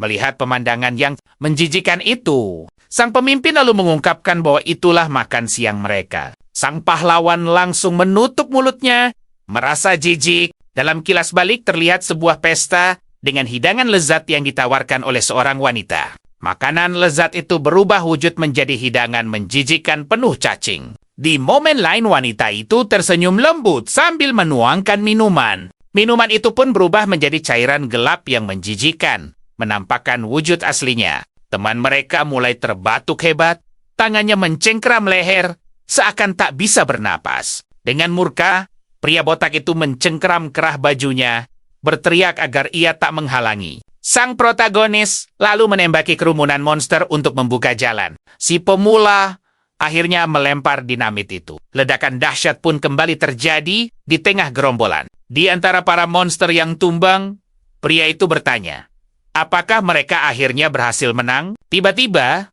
salah satu monster yang tergeletak mulai bergerak-gerak aneh. Makhluk itu lalu bangkit dan mengeluarkan teriakan mengerikan ke arah mereka. Si pemula menunjuk dengan ngeri, berteriak bahwa monster-monster itu bergerak lagi dan seolah tak bisa dihentikan. Benar saja, seluruh gerombolan monster yang telah jatuh mulai bangkit kembali untuk menyerang. Sang protagonis dan pria botak itu menembak tanpa henti ke arah monster. Saat jari mereka terus menekan pelatuk, terdengar bunyi yang aneh.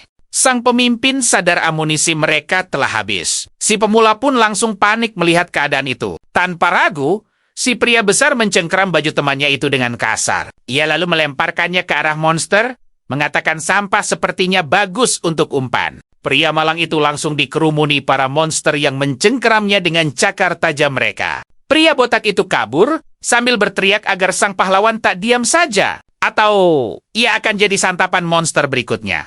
Dengan tatapan dingin, sang protagonis hanya melihat dan berpikir bahwa semua orang di sana adalah penjahat. Ia teringat tak perlu merasa kasihan, karena orang yang tampak tak berdaya pun bisa jadi jahat. Kini di hutan, sang protagonis dan pria botak itu berlari menjauhi desa monster. Dengan tatapan fokus, pemimpin kelompok itu terus berlari tanpa menoleh ke belakang. Saat berhenti untuk istirahat, ia berkata, mereka tak boleh memakai cahaya agar tak menarik perhatian para makhluk itu. Sambil berlutut, pria botak itu mengeluarkan obat dari ranselnya dan berkata akan memakainya lebih dulu. Sang protagonis menatap tangannya, heran kenapa sebuah goresan terasa begitu sakit.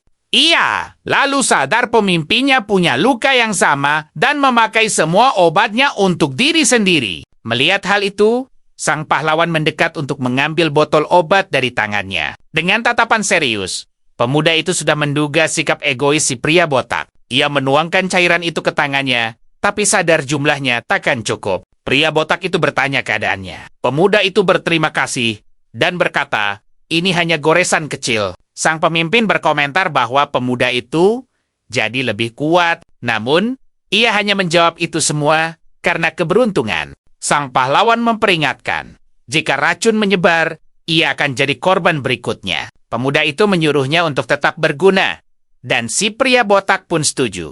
Pria botak itu mulai kesal karena belum juga menemukan kelompok yang lain. Dengan cemas, sang pahlawan berpikir makanan mereka sudah habis. Bisa jadi pemimpinnya akan mengincarnya sebentar lagi. Dengan belati di tangan, pemuda itu bersiap membela diri jika diserang. Tiba-tiba, sesuatu menarik mereka berdua ke bawah, membuat mereka panik. Di sebuah gua yang gelap dan lembab, terlihat sulur tanaman dan seekor cacing. Keduanya terguling menuruni lereng gua dan jatuh keras di lantai batu. Terbaring di tanah, sang pahlawan menyadari lengannya terlepas dari sendi akibat benturan. Tanpa ragu, ia langsung mengembalikan lengannya ke posisi semula dengan gerakan cepat dan tepat. Sambil tersenyum menahan sakit, sang protagonis bergumam bahwa rasa sakit ini cukup nikmat. Ia lalu mengambil kembali belati yang terjatuh di lantai. Dia lalu mengungkap adrenalinnya sedang memuncak. Rasa sakit justru membuatnya makin kuat. Sambil mengacungkan pedang, dia menantang sang ketua. Tiba-tiba, energi ungu muncul dan menyerang si pemuda tanpa peringatan. Seekor monster putih dengan mata tertutup menerjang pemuda itu dengan ganas. Matanya bersinar biru terang saat bersiap bertarung. Dengan satu tebasan cepat, dia membelah monster itu memakai pedangnya. Monster itu jatuh terbelah dua. Sang pahlawan mengawasi dengan saksama. Dari dalam makhluk itu, beberapa tentakel ungu mulai muncul dan menggeliat. Tak disangka, makhluk itu pulih dan bangkit kembali, siap menyerang. Pemuda itu sadar, jika tak bisa menang, dia harus segera kabur dari sana. Saat itu, pria botak itu memegangi kakinya, menghalanginya kabur dari pertarungan. Dengan putus asa, sang ketua memohon agar pemuda itu tidak meninggalkannya di sana. Dengan senyum sinis, si pahlawan bertanya, apa mereka tak akan meninggalkan ketua di sana? Pemuda itu lalu menarik pria botak tersebut dan menyeretnya menjauh dari gerombolan makhluk. Sang ketua kaget dengan kekuatan si pemuda dan tak percaya telah diselamatkan. Keduanya berlari menyusuri gua sementara makhluk bayangan mengejar tanpa henti. Di perjalanan, mereka melihat beberapa tikus putih bermata merah. Pria botak itu tersandung batu dan terjatuh. Tak bisa bangkit lagi. Sang pahlawan melemparnya ke arah monster, menyebutnya umpan sempurna untuk kabur. Dari kehauan, dia mendengar teriakan dan mengenali suara pemula lain yang hilang. Keduanya melihat ke bawah gua dan sang protagonis bertanya asal suara itu. Di bawah, mereka menemukan dua pria lain tergeletak di dekat telur raksasa misterius. Pria berkacamata itu panik, tapi si pahlawan menyuruhnya diam agar tak menarik perhatian. Karena putus asa, pria itu terus berteriak dan si protagonis kembali menyuruhnya diam. Dengan kesal, pemuda itu teringat aturan bus dan menyesal harus menyelamatkan orang-orang ini. Sang ketua menuduhnya. Tapi pemuda itu berkata, mereka akan memakai tali untuk menolong. Saat bersiap, pria botak itu sadar si pemuda telah berubah total. Sang pahlawan lalu melempar tali pada pria itu dan menyuruhnya mengikat pinggangnya untuk naik. Pria berkacamata itu mulai memanjat dan menendang rekannya yang memohon untuk tidak ditinggal. Tanpa ampun, dia menginjak tangan rekannya dan menyuruhnya menyelamatkan diri sendiri. Sang pahlawan bertanya, apa ada orang lain? Dan pria itu berbohong kalau dia sendirian. Tiba-tiba, salah satu makhluk putih muncul dari belakang dan bersiap menyerangnya. Monster itu lalu menerkamnya dengan cakar, membuat pria itu menjerit kesakitan. Makhluk itu melempar pria tersebut ke udara, dan si protagonis terkejut melihatnya. Pemuda itu mencoba menariknya, tapi monster itu mencengkeramnya erat sementara dia memohon. Dengan sekuat tenaga, pemuda itu terus menarik tali untuk mencoba menyelamatkan pria itu. Tergantung di tali. Pria berkacamata itu panik dan berteriak ketakutan. Dengan tatapan tegas, sang pahlawan memutuskan mengerahkan seluruh kekuatannya. Tiba-tiba, telur raksasa itu pecah, dan muncul makhluk mirip Phoenix putih, mengejutkan semua orang. Wanita berbaju merah dari desa muncul dengan senyuman. Para monster dari desa kemudian menunjukkan wujud asli mereka dengan senyum mengerikan. Makhluk mirip Phoenix itu mengeluarkan pekikan memekakan telinga yang menggema di seluruh gua. Pria berkacamata itu mengenali pekikan tersebut.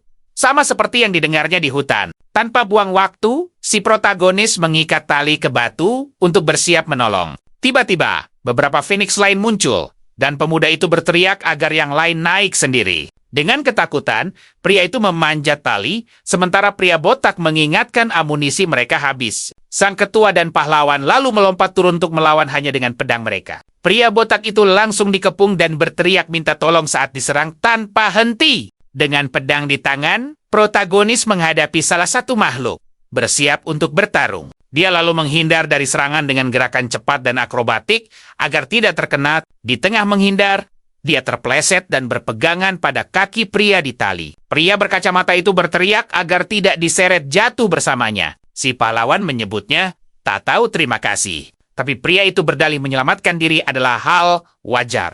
Tanpa pilihan lain, pemuda itu menggunakan pedangnya untuk mulai memanjat dinding gua sendiri. Dengan sangat terampil, dia terus memanjat dinding sementara yang lain memanjat tali. Pria itu menyalahkannya, dan si pahlawan menyuruhnya diam. Tiba-tiba, para monster mengabaikan mereka dan terbang ke belakang gua. Di bawah, wanita berbaju merah dikelilingi api, dan para burung terbang ke arahnya. Dari kobaran api, muncul beberapa wanita yang seolah bagian dari sebuah ritual. Pria yang tergeletak di tanah memohon agar wanita itu menyelamatkannya. Dengan tatapan jijik, wanita itu menatap pria di tanah tanpa mengucapkan sepatah kata pun.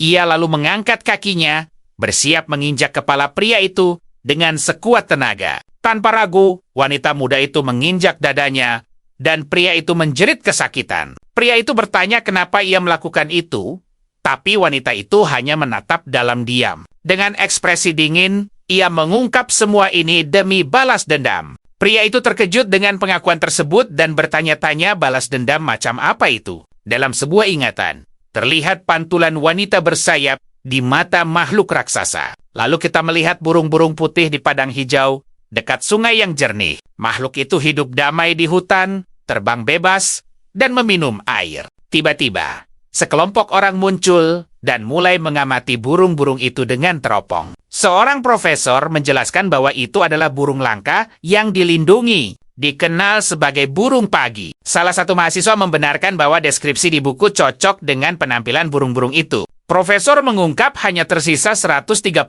ekor, dan ini satu-satunya habitat mereka.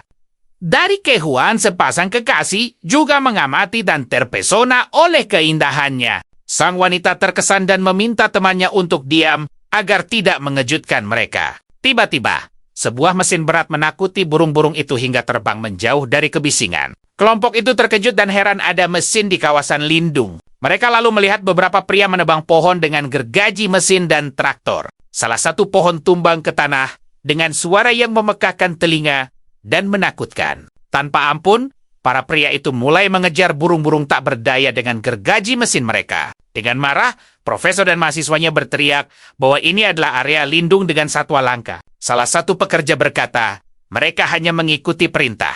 Dan profesor bertanya, perintah siapa itu? Pria itu mengungkap bosnya adalah pengusaha kaya dan sang profesor memutuskan untuk meneleponnya. Menelepon Lembaga Perlindungan Ekologi, ia melaporkan situasi di suaka burung itu. Tiba-tiba, profesor terkejut dengan jawaban yang ia terima. Rupanya, semua ini adalah kesepakatan rahasia dan itu adalah tempat terakhir bagi burung-burung itu. Dengan putus asa, profesor mendengar tak ada yang bisa dilakukan dan berteriak bahwa itu ilegal. Dengan tangan gemetar, pria tua itu memegang telepon, tak percaya dengan korupsi yang ia temukan. Para mahasiswanya putus asa dan profesor memutuskan mendokumentasikan semuanya untuk dilaporkan. Salah satu mahasiswi lalu mengeluarkan ponselnya dan mulai merekam perusakan hutan itu. Melihat rekaman itu, seorang pekerja menepis tangan gadis itu hingga ponselnya terjatuh. Untuk membelanya, salah satu mahasiswa menghampiri pria itu dan memukul wajahnya.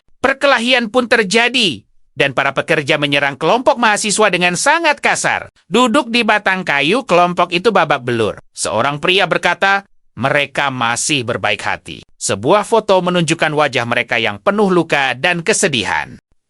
Dari kehauan, pasangan lain mengamati kejadian itu dan memutuskan hanya mengunggah videonya. Di sebuah kantor, bos para pekerja memarahi mereka karena membiarkan foto diambil. Pria itu mencoba meminta maaf, tapi bosnya memarahinya dan berkata itu semua salahnya. Dengan kepala tertunduk, pekerja itu memohon satu kesempatan lagi. Bosnya lalu tersenyum dan berkata jika terjadi masalah, ia akan mendapat kesempatan untuk disalahkan. Sang bos menyalahkan pekerja itu atas situasi tersebut dan menyuruhnya bertanggung jawab. Dengan putus asa, pria itu berkata tak mau masuk penjara. Dan bosnya bertanya berapa yang ia butuhkan. Pengusaha itu lalu berjanji akan mengurus anak-anaknya.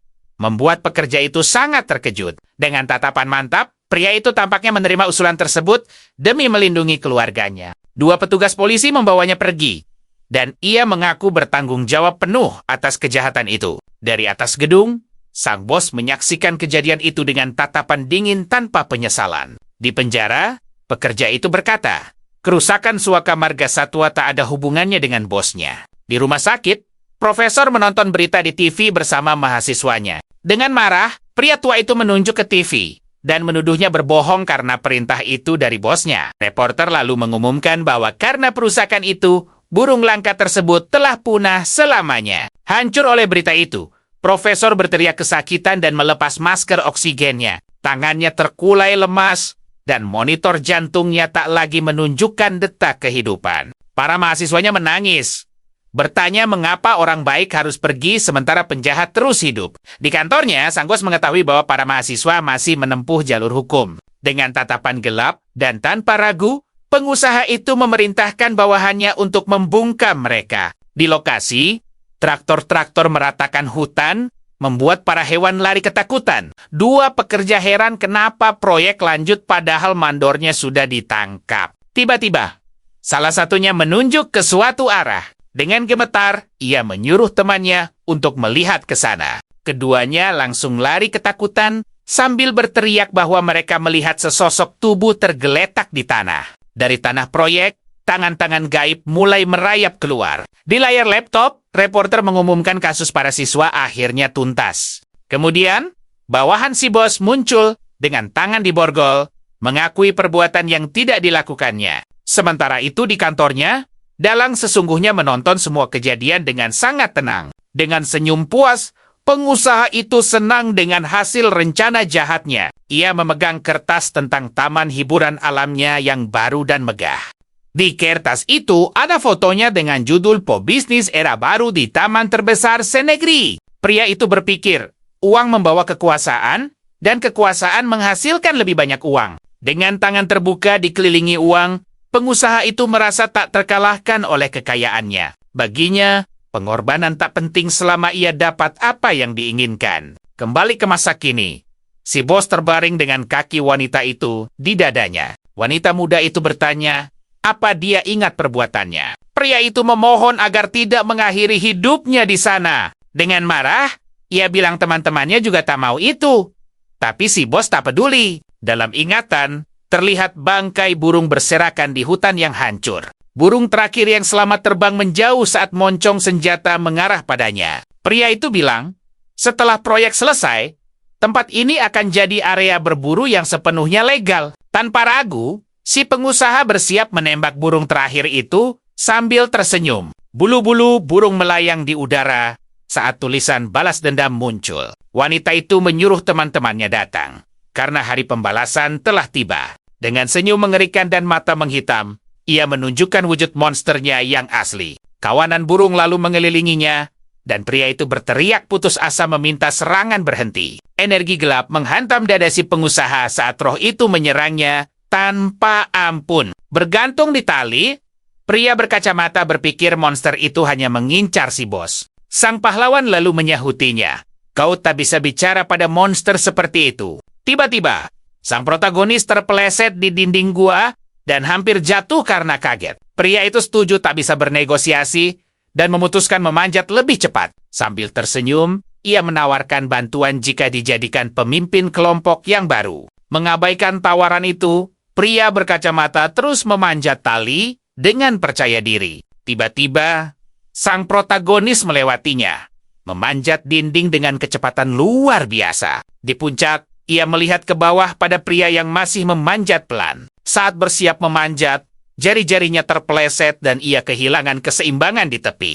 Tak bisa berpegangan, sang protagonis akhirnya jatuh kembali ke dasar gua. Pemimpin kelompok kaget melihatnya dan heran dari mana kekuatannya. Dengan tatapan serius, sang pahlawan memegang botol obat yang diambil dari pria botak. Pria besar itu marah, menuduhnya mencuri obat saat ia sedang lengah. Ia mencoba merebut botol itu, tapi si pemuda bilang ia memakai poinnya sendiri untuk itu. Sang pahlawan berkata, meremehkan kawan lebih berbahaya daripada meremehkan lawan. Ia mengungkap mereka berdua diracun, tapi si botak memakai hampir semua penawarnya. Si pemimpin kaget dan menyebutnya bodoh karena mengambil penawar itu. Sebuah layar sistem muncul, menunjukkan sang pahlawan punya 50 poin cedera. Ia menatap layar yang menunjukkan pusaran biru di menu misterius. Sang pahlawan mengungkap, ia memakai 10 poin bukan untuk komunikasi. Dengan 40 poin sisanya, ia membeli obat dan senjata. Lalu sengaja melukai diri. Pria botak itu terkejut mengetahui si anak baru punya 50 poin pribadi dan kekuatan besar. Dengan keringat dingin, si pemimpin tak percaya ia bisa ditipu oleh pemuda itu. Sang protagonis lalu mencengkeram bajunya dan berkata akan menunjukkan rasanya menjadi mangsa. Dengan kekuatan luar biasa, pemuda itu mengangkat si pria besar yang takjub oleh tenaganya. Dengan mata bersinar, ia menahan tinju si botak dengan mudah.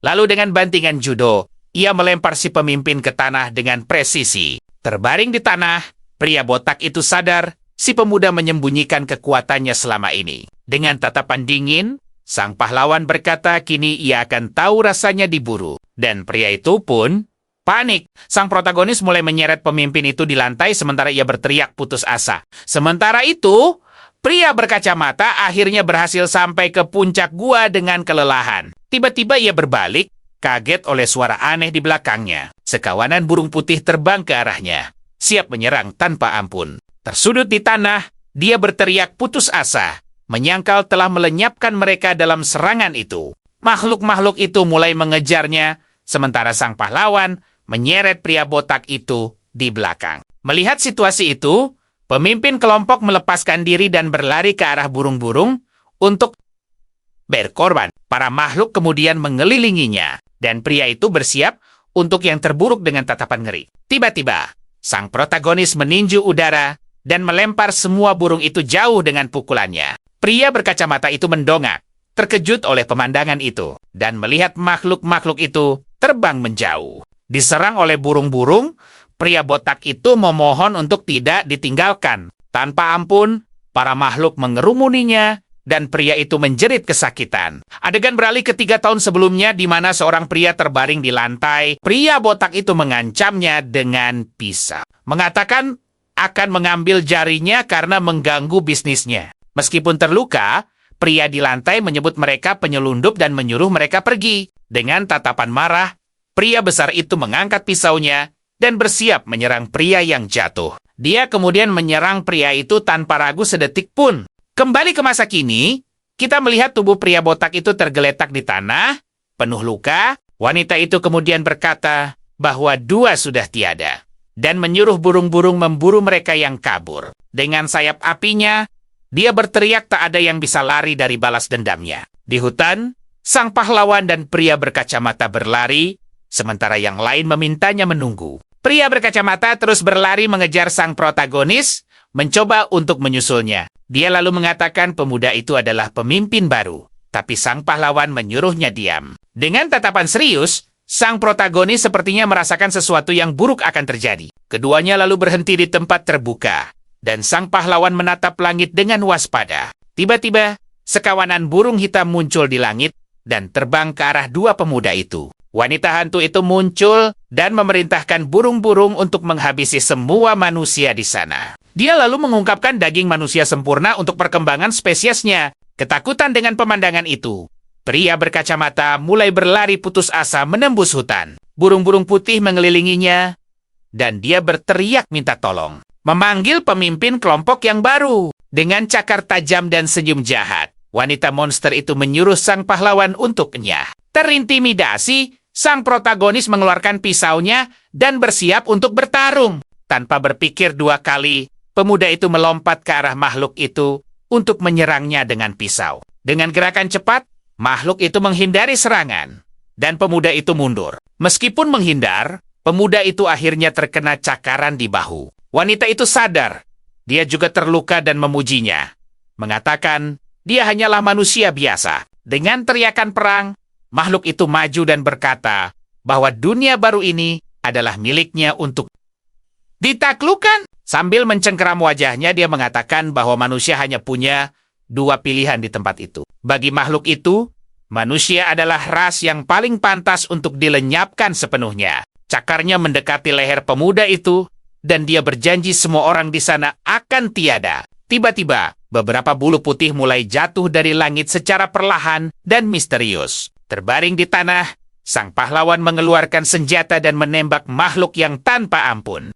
Menjerang. Terkejut oleh serangan itu, wanita tersebut menatap luka di dadanya dengan tak percaya. Dengan senyum kemenangan, pemuda itu berkata kekhawatirannya hanyalah tidak punya senjata api. Dengan jari dipelatuk, pemuda itu mengungkapkan bahwa dia sudah lama bersiap untuk ini. Dia menembak lagi dan mengungkapkan bahwa dia menggunakan poinnya untuk membeli senjata, dan itu sangat sepadan. Tanpa membuang waktu, sang protagonis melempar sebungkus dinamit ke arah burung-burung lainnya. Ledakan besar terjadi, dan kedua pria itu berlari untuk menghindari dampak yang kuat. Pria berkacamata bertanya kemana mereka pergi, dan sang pahlawan berteriak ke halte bus. Meninggalkan jejak kehancuran, keduanya berlari saat tubuh burung-burung itu jatuh ke tanah. Dikelilingi api dan bayangan, wanita itu berkata bahwa manusia tak berdaya melawan mereka. Dengan amarah besar, dia berteriak bahwa dia tidak akan membiarkan keduanya lolos dari tempat itu.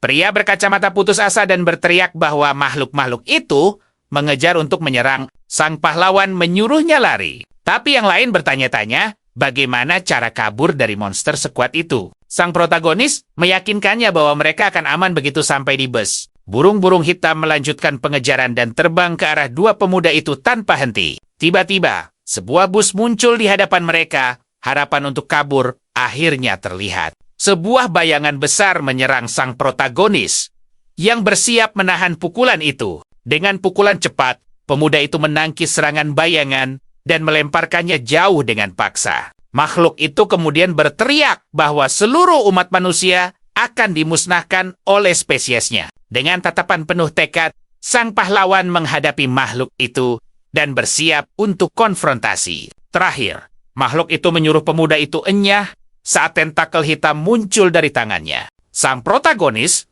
berhasil menghindari serangan itu, dan wanita itu jatuh ke tanah karena dampaknya. Pemuda itu lalu mengeluarkan pedangnya, bersiap melancarkan serangan terakhir pada makhluk yang telah tumbang. Dengan pedang di tangan, pemuda itu melesat dan menghantam makhluk itu dengan satu tebasan cepat. Dan akurat, serangan itu telak mengenainya, membuat tubuh makhluk itu langsung terbelah. Namun, kepalanya masih bisa berkata kalau pemuda itu takkan bisa menyingkirkannya. Dengan tatapan dingin, sang protagonis mempertanyakan ucapan makhluk itu sambil mengacungkan pedangnya. Ketakutan Makhluk itu menjerit, "Jangan!" Saat bilah pedang mendekati kepalanya, tanpa ragu, sang pahlawan melenyapkan makhluk itu dengan sabetan tepat di kepalanya. Sementara itu, pria berkacamata diserang tanpa henti oleh burung-burung putih dan berteriak, "Kesakitan!" Makhluk-makhluk itu kemudian menyebar, dan beberapa bulu putih melayang perlahan di udara. Pria berkacamata itu bangkit dan melihat sang pahlawan membelakanginya dengan pedang di tangan. Dia pun bertanya apa pemuda itu yang mengalahkan makhluk tadi, dan dari mana pedang itu berasal. Sang protagonis mengaku menukarnya dari sistem, dan pria itu tidak percaya. Pria berkacamata itu kemudian meminta sang pemimpin baru untuk menjelaskan aturan di dunia aneh ini. Sang pahlawan naik ke bus, membuat pria itu kesal dengan nada bicaranya, dan bertanya, dia pikir dia siapa. Tiba-tiba, kepala makhluk itu jatuh dari langit, membuat pria berkacamata itu ngeri melihatnya. Sistem mengumumkan bus akan berangkat, dan protagonis duduk di kursinya. Pria itu naik, tapi heran kenapa bus pergi tanpa ayahnya. Dari jendela, dia berteriak agar bus menunggu. Saat kendaraan itu melaju kencang dan pergi menjauh, sang pahlawan menjelaskan kalau bus akan berangkat begitu semua penyintas sudah naik. Pria itu lalu bertanya apakah ayahnya telah tiada. Dan sang protagonis mengonfirmasi kabar duka itu. Terduduk di lantai, pria itu meratap, bertanya-tanya mengapa ini terjadi pada mereka. Sang pahlawan lantas berpikir bahwa semua orang di sini adalah penjahat dan tidak ada satupun yang tak bersalah. Dengan tatapan serius, sang protagonis mengungkapkan bahwa dirinya pun bukanlah pengecualian. Mendadak, bayangan hitam muncul dari lantai bus dan menyelimuti pria yang terduduk itu. Sang pemuda terkejut dan bertanya-tanya apa yang terjadi di dalam bus. Bayangan itu berubah menjadi makhluk mengerikan dan pria itu berteriak bahwa ini adalah sebuah hukuman. Diserang oleh makhluk itu, pria tersebut mulai batuk dan tercekik oleh asap hitam pekat. Makhluk asap itu kemudian melemparnya ke udara dengan kekuatan besar. Sang pahlawan menjelaskan inilah hukuman karena tidak mengikuti instruksi sistem. Dengan putus asa, dia berteriak bahwa dia seorang dokter penyelamat nyawa dan semua ini tidak masuk akal. Tiba-tiba, layar holografik muncul di depan dua penyintas di bus. Layar itu menunjukkan hanya tersisa 2 orang dengan skor 15 dan 80. Pria itu mengeluhkan skornya. Dan sang pahlawan berkata, dia tak melakukan apa-apa selain menggoda. Dan memang, dia lalu menawarkan poinnya kepada sang pemuda sebagai imbalan dukungan untuk menjadi pemimpin baru. Protagonis menolak tawaran itu dan berkata tidak mau poinnya ataupun menjadi pemimpin kelompok. Pria itu cemas, berpikir jika dia tak memberikan poinnya, posisi mereka tidak akan setara. Layar menunjukkan poin kerusakan, dan sang pahlawan sadar dengan racun dan lukanya. Dia punya lebih dari 100, sambil mengakses ruang pribadinya. Dia berpikir untuk mengamankan makanan, obat, dan senjata. Namun, pria satunya melihat pilihannya hanyalah sayuran dan peralatan bisbol. Perlengkapan itu kemudian muncul di dalam ransel yang berfungsi seperti dimensi saku. Tiba-tiba, bus berhenti, dan pria itu bersorak, mengira mereka telah lolos dari dunia itu. Sang pahlawan berpikir pernah punya ide yang sama, dan bisa menjadikan pria ini sebagai bahan percobaan. Dia kemudian bertanya-tanya mengapa pemimpin sebelumnya tidak pernah turun di halte bus biasa. Di dalam bus yang gelap, pria itu berlari ke pintu untuk mencoba kabur, sementara sang pahlawan hanya mengamati. Tiba-tiba, sebuah tangan bayangan mencengkram bahunya, dan pria itu berbalik dengan wajah ngeri.